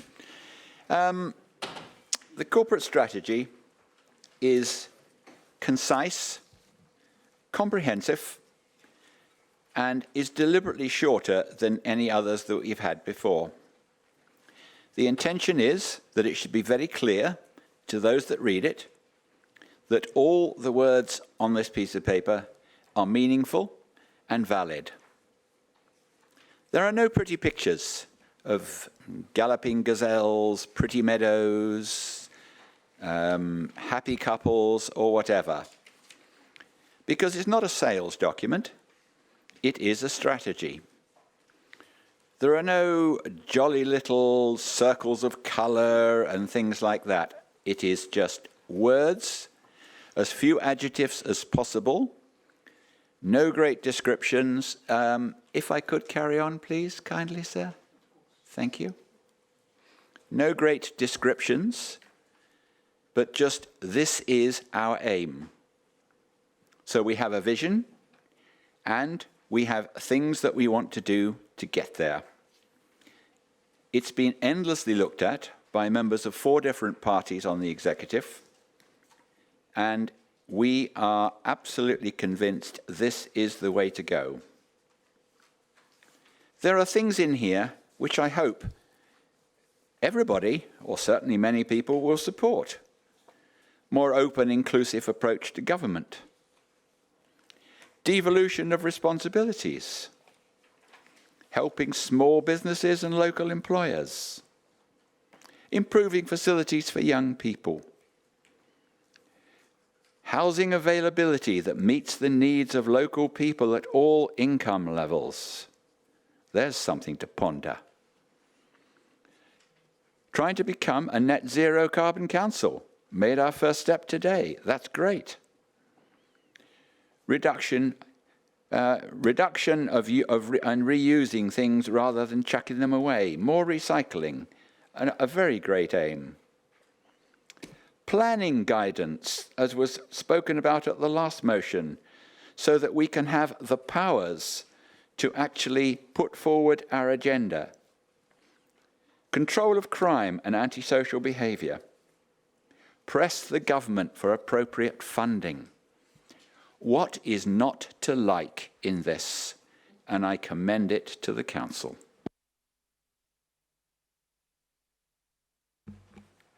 Members. Councillor Follows. Thank you, Madam Mayor. At the last full session of the Council, Councillor Goodridge rather dramatically brandished a copy of the Liberal Democrat manifesto from the local elections, and I thanked him for having reminded everybody about its content, taking the time to read it, although I must admit I'm not sure he voted for us. But many did, and for our colleagues around you here, and ultimately the electorate chose to put this council into no overall control. Now, I see our current administration a bit like a gestalt entity. It's made up of many different discrete components, and when it's brought together, it's ultimately something very different, and I would argue greater than the sum of its parts. And this rather unlikely and historic coming together of a strange alliance of Liberal Democrats, Greens, Labour in Godalming, Hazelmere and Cranley, and in partnership with the Farnham residents, to form this administration, as was for a while written off by many as unlikely to see out the week. But here we are, and to borrow a well-worn phrase, we are better together. Cooperation of such groups with differing views and agendas will inevitably lead to compromises being made and working together to try and write a document that we all can subscribe to and believe in. As with my wider political views, however, I believe that such diversity is always positive and can be properly harnessed, and this is what we have here, and it's a direction for the next 4 years. To address some criticisms that I suspect will come, strategy documents come in many forms, types and colours, and our one gets to the point. It gets to it quickly. There aren't any pretty pictures, as the leader has alluded to. There's no exotic branding, pleasant or ultimately meaningless meanderings about how lovely and leafy and green and pleasant land Waverley is. It just says what we intend to do. As with many high-level strategic documents, it will refer to other documents and subsidiary plans. That's what the previous document did too, by the way. Much bigger private organisations than this actually have even shorter strategy documents. A number of companies I've worked for in the past would actually consider this one-pager overly long. I suspect we're about to spend a great deal of time debating the relative merits of a 1, 6, 20 or 1,000-page strategy, but this is what we're presenting to you tonight, our strategy for the next 4 years. My view is this: officers, councillors and most importantly our residents need to see a clear, concise and ambitious programme, and this is what we are presenting tonight. Madam Mayor, on behalf of my group and the rest of the executive, I heartily endorse and commend this to you all and hope that you will support it. Thank you. Thank you. Councillor Townsend. Thank you, Madam Mayor. If this document were clear and concise, then I would be very much in favour of it. After just declaring a climate emergency barely a few seconds ago, I am disappointed at the direction of travel indicated by this brief corporate strategy. Surely the climate emergency should now inform the corporate strategy of this council. The environment is fairly low down this list, and now it appears we are only encouraging carbon reduction and committing to using carbon offsetting, which I'm not sure I agree with at all. This has not even been discussed as part of the climate emergency strategy. Am I the only one who thinks this does not accord in any way to the climate emergency we have just announced? We also have to be honest with our residents at a time that we are also consulting with them about a budget shortfall. This looks like a shopping list to me, and I fear that by the time I get to the checkout, most of these items will end up being substituted or will be out of stock. There are a lot of open-ended statements, and I'm struggling to imagine how they will be implemented. I'm going to pick on a couple. The one about planning. As I said previously, we need to get on with the local plan part 2. But to be honest, the green belt could not be any more protected than it is under national policy. It does not require any more protection. The green belt is a planning policy. It is nothing to do with the quality of our landscape. Perhaps this administration could try and offer more protection to the beautiful countryside beyond the green belt by completing Local Plan Part 2. That would be something deliverable. And CIL, the Community Infrastructure Levy. This has already been fully implemented by the previous administration, and a process was in place to allocate funds, which I believe this administration is already adopting. And I'm sorry, but what does improved facilities for young people actually mean? Is it our facilities? Is it just our leisure centres? Is it facilities across the whole of the borough? And what does ensure local residents have access to local countryside mean?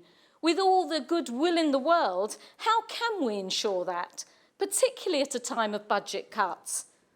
I'm sorry, but I'm not able to support this strategy, which I do not think is realistic or deliverable to residents, and in light of the climate emergency we have just announced.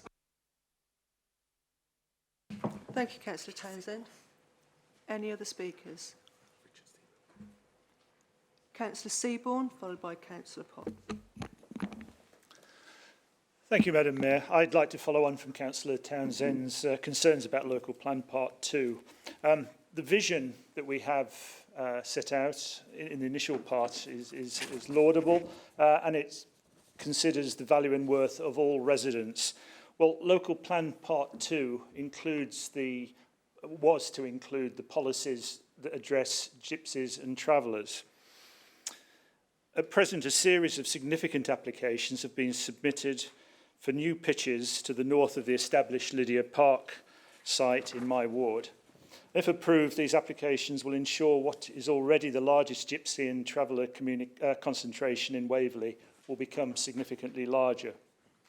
I make no judgment on the desirability or otherwise of this expansion, but I, together with colleagues from neighbouring wards, am extremely concerned about the absence of policy to allow any expansion to take place in a planned and controlled manner.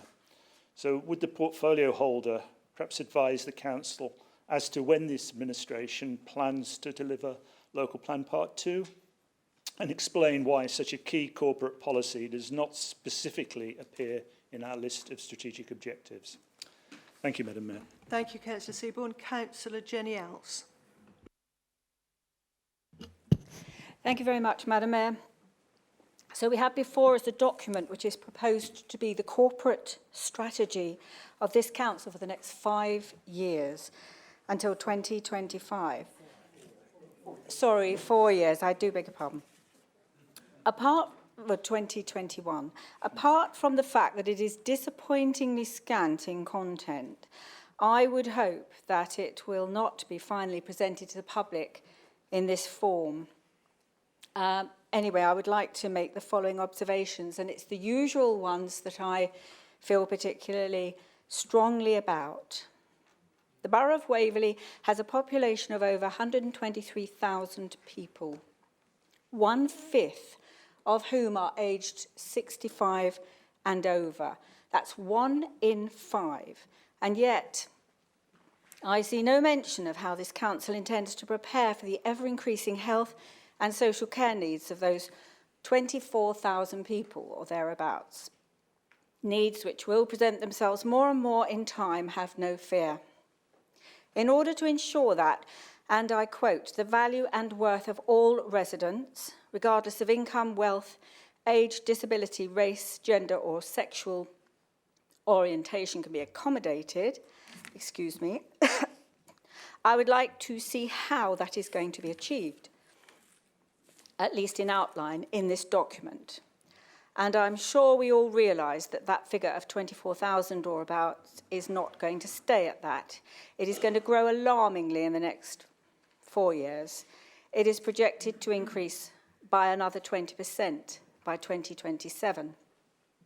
I feel it's important to mention here that the word age wasn't even in the original draft presented to the executive, but it was added after I pointed out the omission. I would also like to see mention of the important collaborative work we need to do with our partners and voluntary organisations to support our elderly and vulnerable population. I should like to see a commitment to the funding we provide for our voluntary organisations, Hopper, Centres for the Community, and the Community Meal Service, and our own Careline service, which has tremendous opportunity for expansion and improvement.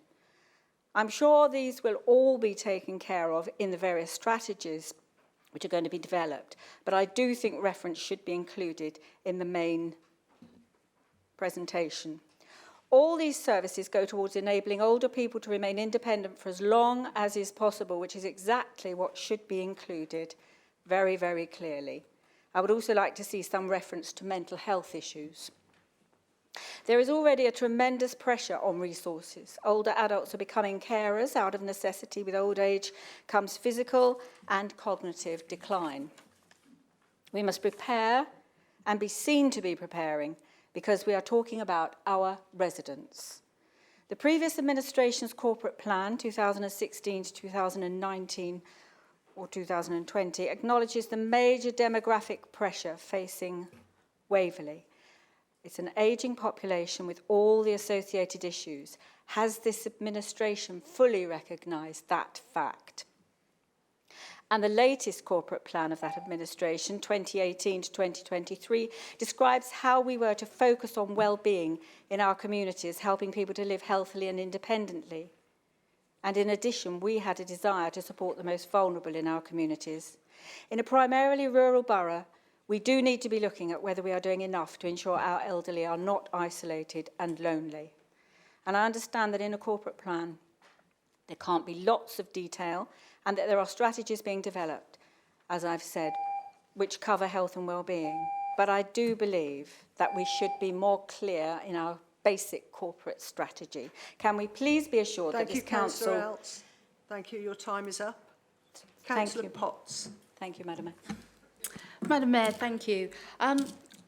Whilst I fully appreciate that a new administration would want to bring forward a new corporate plan and that, to use the phrase from Councillor Ward, you want to produce a high-level strategic document, I have to say that I find it disappointingly lacklustre.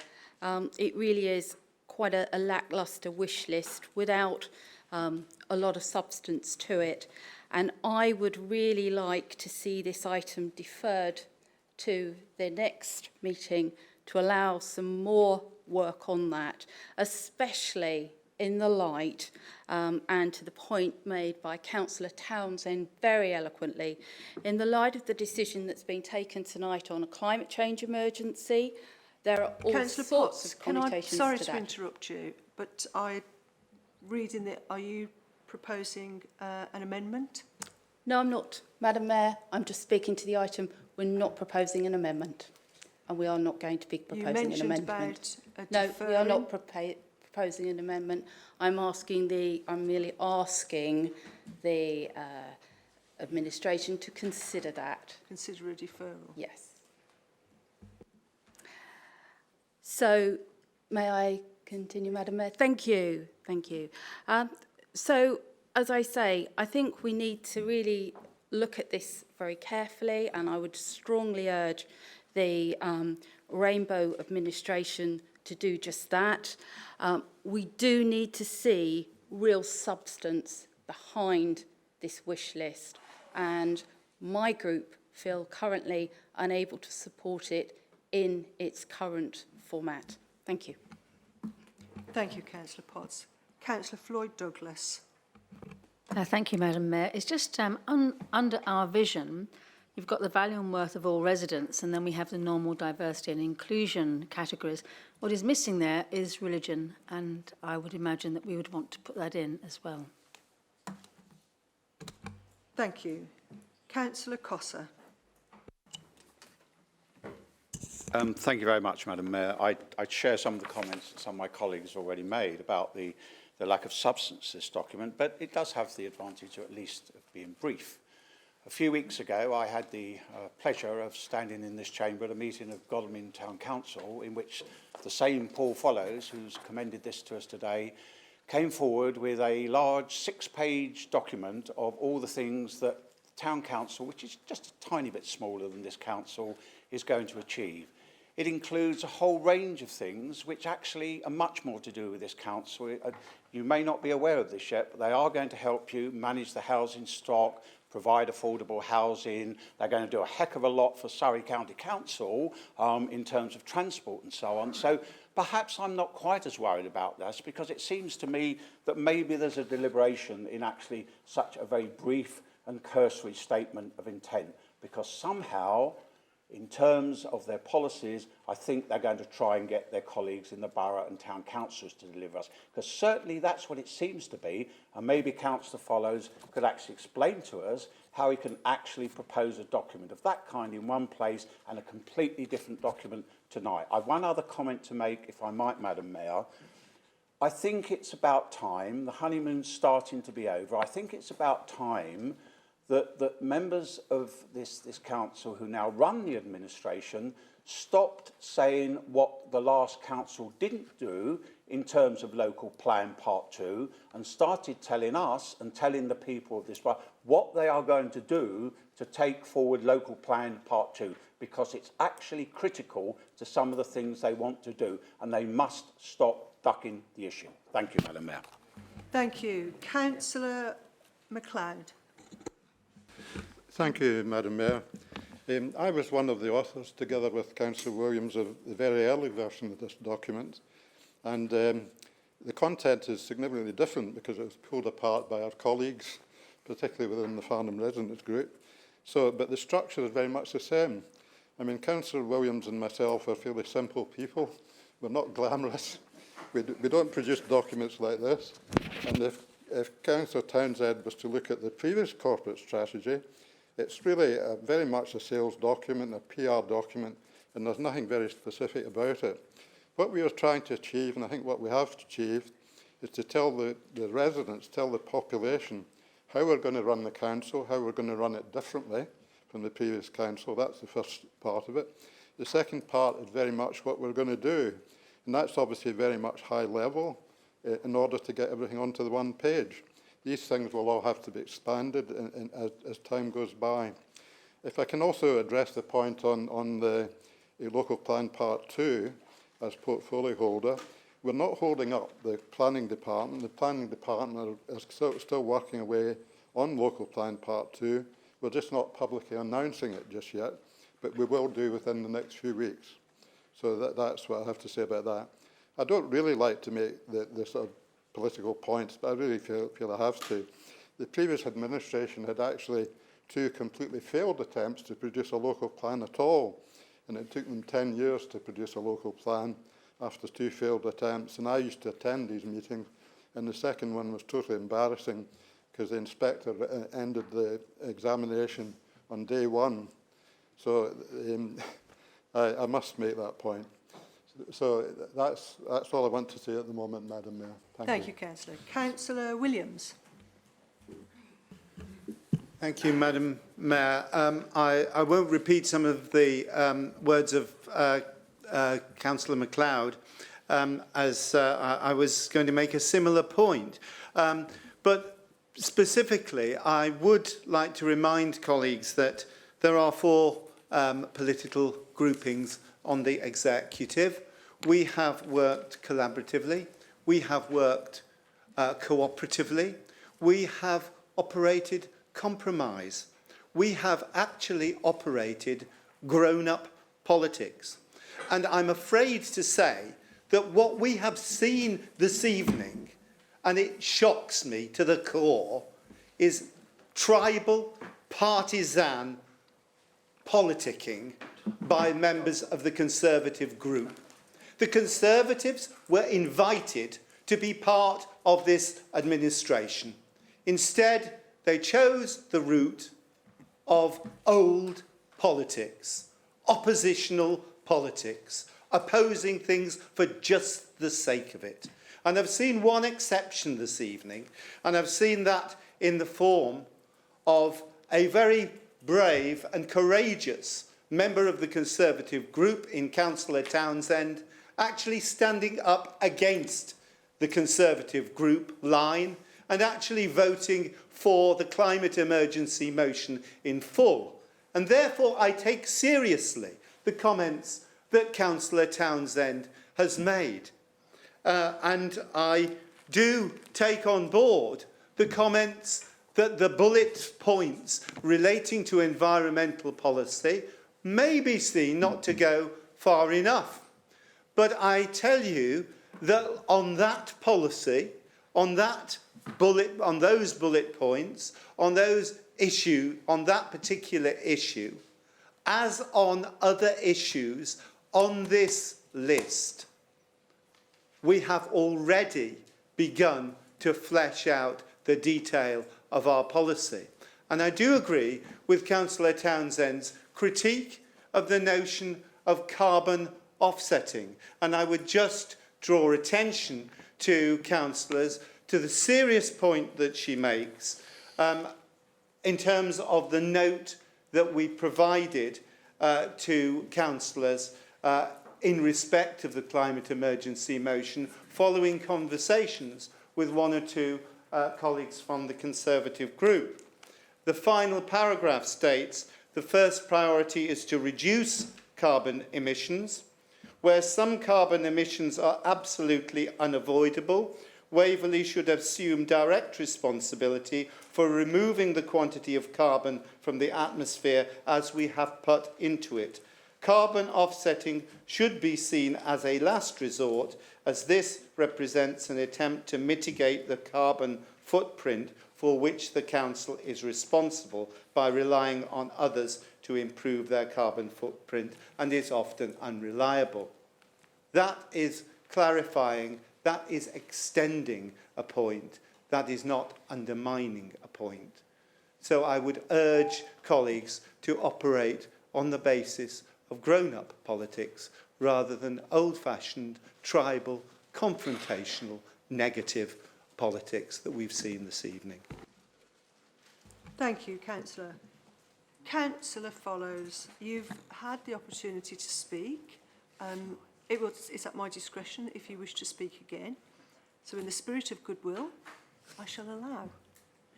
Thank you, Madam Mayor. That goodwill is appreciated. Very, very quickly, just wanted to respond to a number of Councillor Costa's comments, and particularly very pleased to hear that you've read all of our Godalming Town Council strategy as much as our Waverley one. I think if you'd read this one in detail, you'll see the second bullet point in the 4-year term of office section that actually very strictly lays out where we see parish and town councils in the hierarchy of things, and that is at the centre of our community life. They are the most local part of government, they are the most capable of delivering services, and there is nothing stopping local towns and parishes being empowered to do more. We are highlighting that very, very clearly in point 2, and we are delivering that on the ground in our towns and parishes where we have that direct power. I would also just highlight regarding protection of the green belt.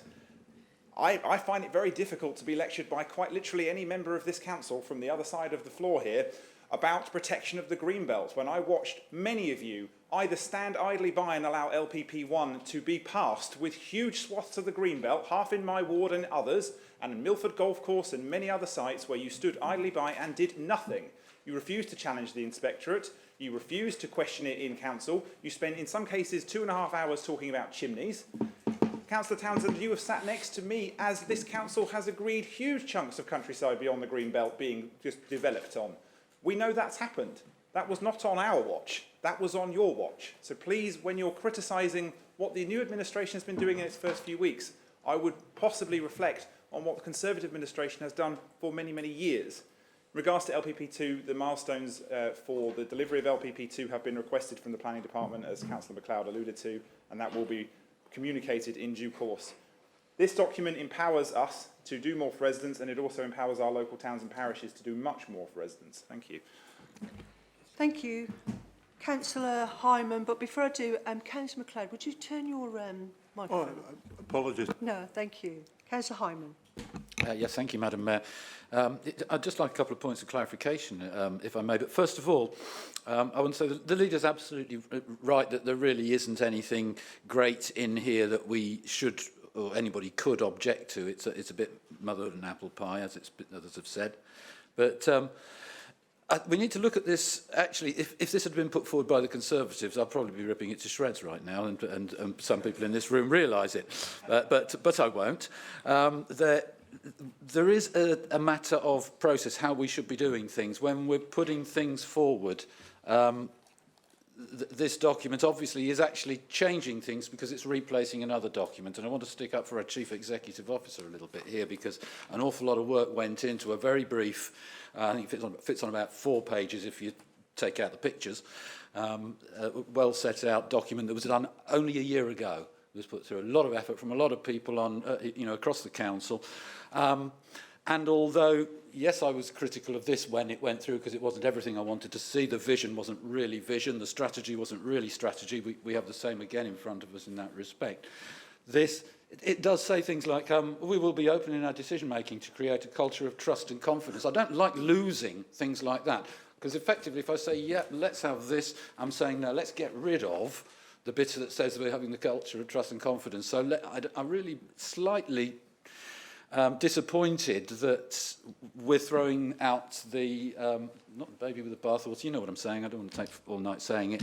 I'd love to see this actually as an annex to the existing one, and then do something, when we've got a bit of time to work on something in a couple of years' time, when we can really get things straight. But let's just have the clarification I mentioned, if I might. We say in our 4-year term of office, we shall, I'd say will, not shall. Shall's a horrible word. 4 points down, review charging policies. Could you clarify whether we should perhaps put EV in front of that, or does it mean fees and charges, or does it mean car park charges? I think that's a bit unclear. It might mean all of them, so we don't have to put anything in front. And at the bottom, 2 points up from the bottom, just above, you'll see it says Tighten Planning Guidance. And then that ends, and then it starts implement. Is that a second point, or with a bullet missing, or should that be in the one before? I mean, just to say how this is good. The second one I really don't mind. I want to know, because it's only layout, but I would like to know what charging policies we are going to be ensuring are consistent with our vision. I'm not going to risk suggesting that we put in an amendment to say that we annex it to the existing thingy, but if someone else wanted to, I don't know, they get shouted at. Thank you, Councillor Hyman. Next, I have Councillor Knowles, and I have a number of speakers thereafter. Thank you, Madam Mayor. I wasn't going to say anything, but after the words of Councillor Follows on the devolution of responsibilities and all these things that the towns and parishes are going to do, and that does concern me, because he seemed to be very excited at loading our residents with a lot of extra cost. Because when you take over these responsibilities, the money never comes with it. We know that. We took on cutting the grass, the county has cut back the money. And of course you can pass to the towns and parishes, but the residents of Waverley should know they're not capped. When you do that, huge costs suddenly start to spiral.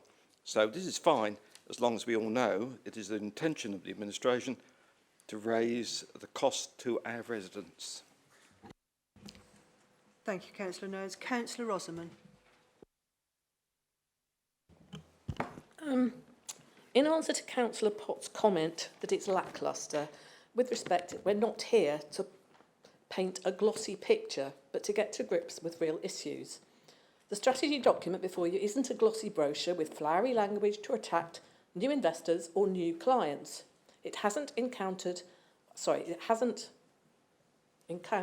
the right word, any design fees, which isn't a good use of public money. It's a statement of intent to our customer, that is, the people who live, work and run businesses across our borough. As a local authority, we don't need graphics and pictures and a catchy strapline, we need a clear intent. In my portfolio in particular, we didn't want to refer to the misnomer of affordable housing, which was in the previous document, but to state clearly that what we want us all, as all of us Waverley councillors, to deliver in the coming years. And that's to deliver housing to rent or buy across the borough, from social to market rent, and from shared ownership to market sale. Specifically, in terms of Councillor Costa's comments about Godalming Town Council, there are opportunities for Waverley to work with town councils, because some of the town and parishes own land and there could be a cooperation in building affordable homes, using that word I hate, but it's in the NPPF. So I think rather than taking snipes at what we're trying to do, I think it would be good if we could actually all collaborate and try and achieve something for our borough rather than thinking along party lines. Thank you. Thank you. Councillor Mulliner. Thank you very much, Madam Mayor. I've got 2 points to make. First of all, I think this document as it stands is not particularly objectionable, providing it's seen as a living document. And some of the issues which have been raised, like the comparative lack of reference to the elderly section of our residents, are added. I wouldn't be too hung up in having it all on one page. You either have to reduce the font to unreadability. I'm sure most people can print on both sides and it's still one piece of paper. But more generally, could I just urge our new colleagues who haven't been on a council before but are now in positions of considerable influence and responsibility, not to get worried when there are civilised differences of opinion. That is the purpose of a council. Not everything can be done in a warm and cuddly collaborative way. Sometimes people have different opinions and they often have them for good reasons and they have experience that they can bring. So I hope we can always remain on good terms personally and conduct our debates civilly. But it is, in my view, a great mistake to regard the fact that a group of people who have been on the council for a long time happen to think a similar thing. They aren't behaving tribally, they're behaving, they think, rationally. And they have logical reasons to put before the council in the hope they can influence the final outcome of that decision. And I think certainly when it comes to the working group, all of us involved in it, directly or indirectly, will I'm sure be demonstrating a wish to work together. But at the end of that, it would not be a surprise if there were different opinions as to the best way to move forward. And that difference should not be a matter of concern, providing the debate is healthy. That is a good thing. Thank you very much, Madam Mayor. Thank you, Councillor Mulliner. Councillor Townsend, do you wish to come back? And in the spirit of fairness, as I have with Councillor Follows, Thank at my discretion, you may Thank you, speak. Madam Chairman. Thank you for your indulgence. I just have, my name has been mentioned and Councillor Follows seems to have gone on about the previous administration and about Greenbelt, etc. And I just want to say to him, he knows full well that the previous administration tried to fight the housing number and to keep it low. But unfortunately, what happened was we were given a housing number. I don't think anybody in this chamber wanted that housing number or the previous chamber, but that's what we were given. And I don't, as you say, look at pieces of Greenbelt, and I wasn't happy with pieces of Greenbelt going to development. However, the implications of not having some development on the Greenbelt would have had a serious impact on Farnham and Cranley. So, unfortunately, it was something that had to be done. Godalming had to take some housing, and unfortunately, that meant Greenbelt. And can I just reiterate, Greenbelt is not a landscape designation, it is a planning policy. And the landscape designation and the quality of the landscape, the quality of some of the landscape we have lost in Cranley has been extremely considerable and was being considered for a landscape designation previously. So that's just one thing I have to say. And the other thing I have to say is I am not criticising this for criticism's sake. I do not do that. As Councillor Mulliner said, we are trying to make suggestions about things which will make this clearer and more concise to residents. And I know perhaps you don't like the term affordable housing. However, it is a planning term. And attached to that term is a whole swathe of different types of housing which come under that term. So it has to be used. You might like to use a softer term. You might prefer that it was a different way. But unfortunately, it is a planning term. Like Greenbelt, like affordable housing, they are contained within the NPPF, our national planning policy, which obviously holds the considerable weight, the ultimate weight in planning decisions that we make. I don't think anybody cares there's no pictures. I mean, seriously, nobody cares there's not any pictures or coloured font or whatever. You know, it is the substance of this document that we care about. We don't want to give residents unrealistic expectations of things that we can't deliver when we have a climate emergency and also a reducing budget. We have a budget shortfall. Let us be realistic to our residents. Thank you. Thank you, Councillor Townsend. Councillor Merriweather. Thank you, Madam Mayor. I just wanted to thank Councillor Mulliner for the most constructive and warmest comments I think I've heard this evening. He and I have met, and we have some very, very difficult challenges to face in terms of the budget shortfall. As far as I'm concerned, it's one of the many cans that have been kicked down the road that we found sort of fly-tipped when we arrived. We intend to deal with them. We are a multi-dimensional administration, and we intend to deal with them in a multi-dimensional way. I've heard too many one-dimensional comments, particularly from the other side this evening, and I hope what Councillor Mulliner said and the way he said it is more representative of how we're going to work together than some of the shenanigans I've seen tonight. Thank you. Thank you. Are there any other comments?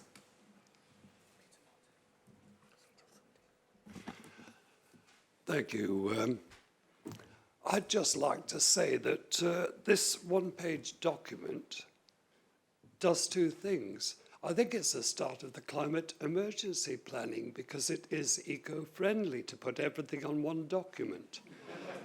And the other thing is, it actually makes you question things, which I think is good for us, and I think will be good for the residents. I think when you've got reams of paper with the fancy pictures and anything else you want to put on there, you lose track very quickly.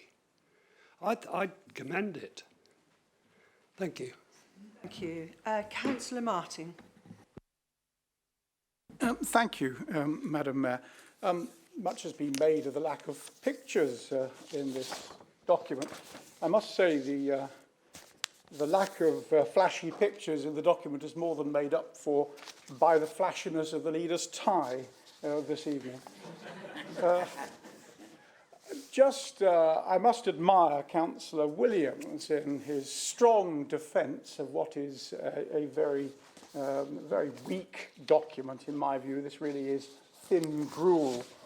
But Councillor Williams went on to mention tribalism. Well, he then sat down and Paul Follows, the deputy leader, got up and practised tribalism in a remarkable way. So perhaps they should understand their own medicine. Madam Chairman, this is a thin document. I won't be supporting the proposition that we adopted. Thank you. Thank you, Councillor Martin. If there's no other speakers, I'd now like to go to the leader to sum up. Thank you, Madam Mayor. I've been scribbling intensely here whilst people have been talking because I would like to try and reassure people on both sides of the House, for that matter, that when I say a high-level document, I mean something that obviously is going to have some things put in underneath it. Rather like one of the famous shows on television that my wife watches intently and I watch with her, not so intently, but for marital peace, I might do things slightly in reverse order. Picking up the thin gruel comment, maybe, but I think those are the bits we probably paraphrased from the last one. No, that's unfair. However, we had a lot of comments from Councillor Else, which I really do take on board. A lot of detail about the over 65s, which again, you might have gathered I just about qualify for. And we certainly will be looking at it. And it's one of the reasons that there isn't that much detail in here, because the detail does come behind it. At the last executive meeting, we were asked to add in age because we had missed it, and I was more than happy to do so. With the agreement of my seconder and the discretion of Madam Mayor, I would be more than happy on the third bullet point to add in religion, because I think that is a very valuable comment. and I hope I might be allowed to do that before we take it to the vote. To please Councillor Hyman, on the third thing up from the bottom, we will insert a dot to make it a proper bullet point, because I am in very, very forgiving and condescending mood.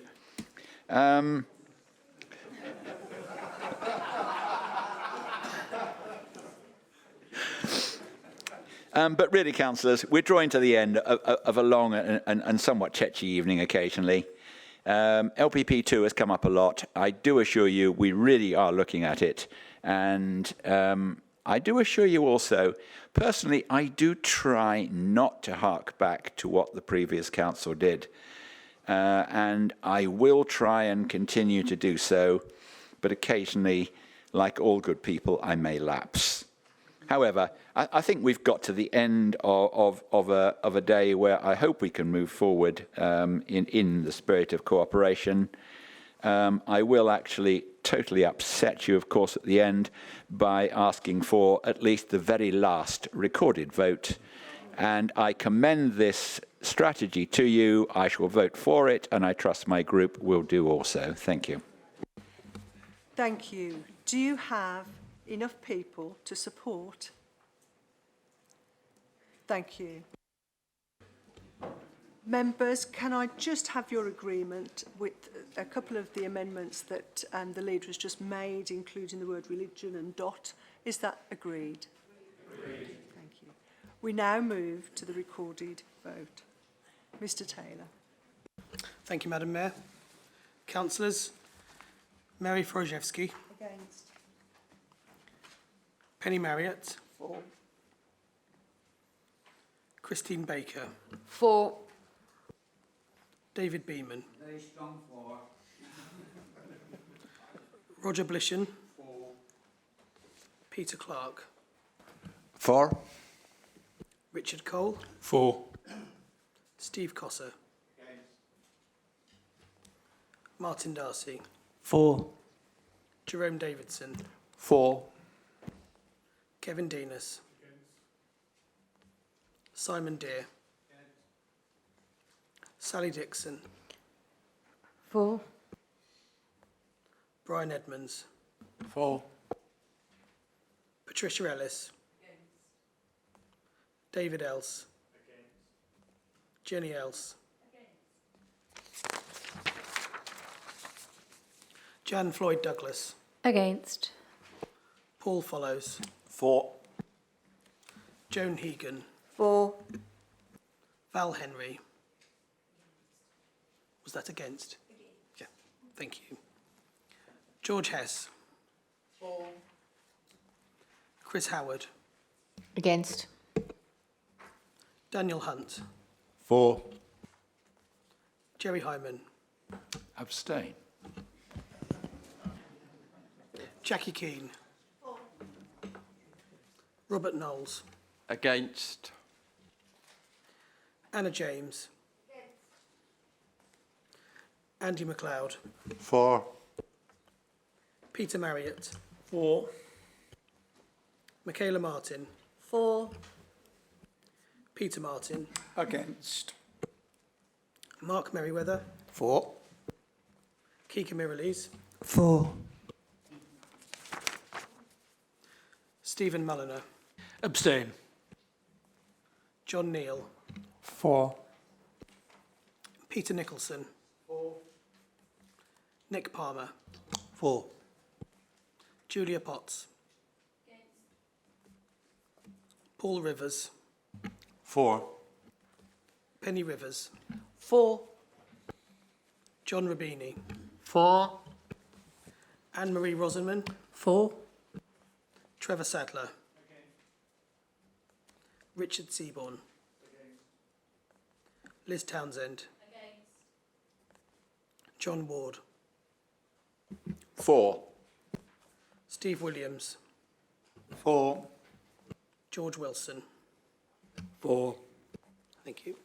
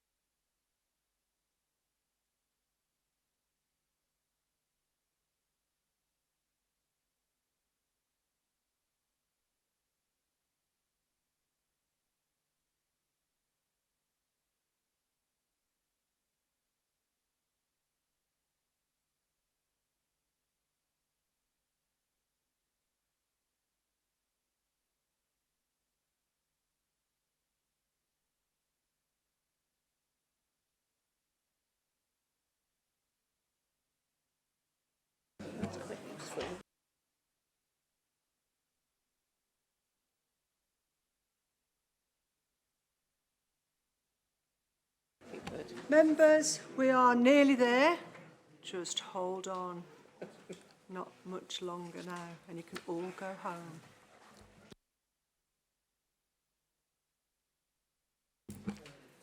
I don't think you want to go home, actually. I think you quite like it here with amendments and recorded votes. You want to draw it out for as long as possible, so that's good. The night is young, Madam Mayor. It absolutely is, and there's mugs to be bought.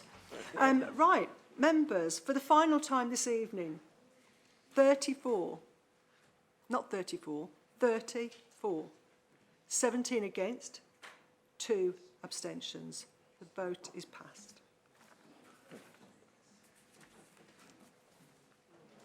So, yeah. Members, we'll now move on to part 2. I have no members to register to speak on part 2. Leader.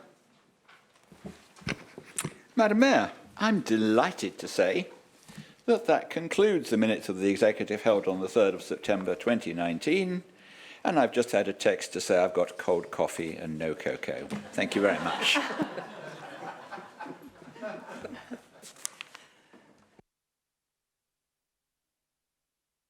Members, that brings us nicely to the end of this meeting. Thank you for attending. Safe journey home. But may I say before you do go that healthy debate is all about expressing your opinion with respect. And tonight, it was a little close to the cusp, but I thought you'd done well. So have a safe journey home. But before you do, mugs are £10 and the little poppies are £2. And I'll be there to take your money shortly. Have a safe journey home. Thank you. Please rise whilst the Mayor leaves the chamber.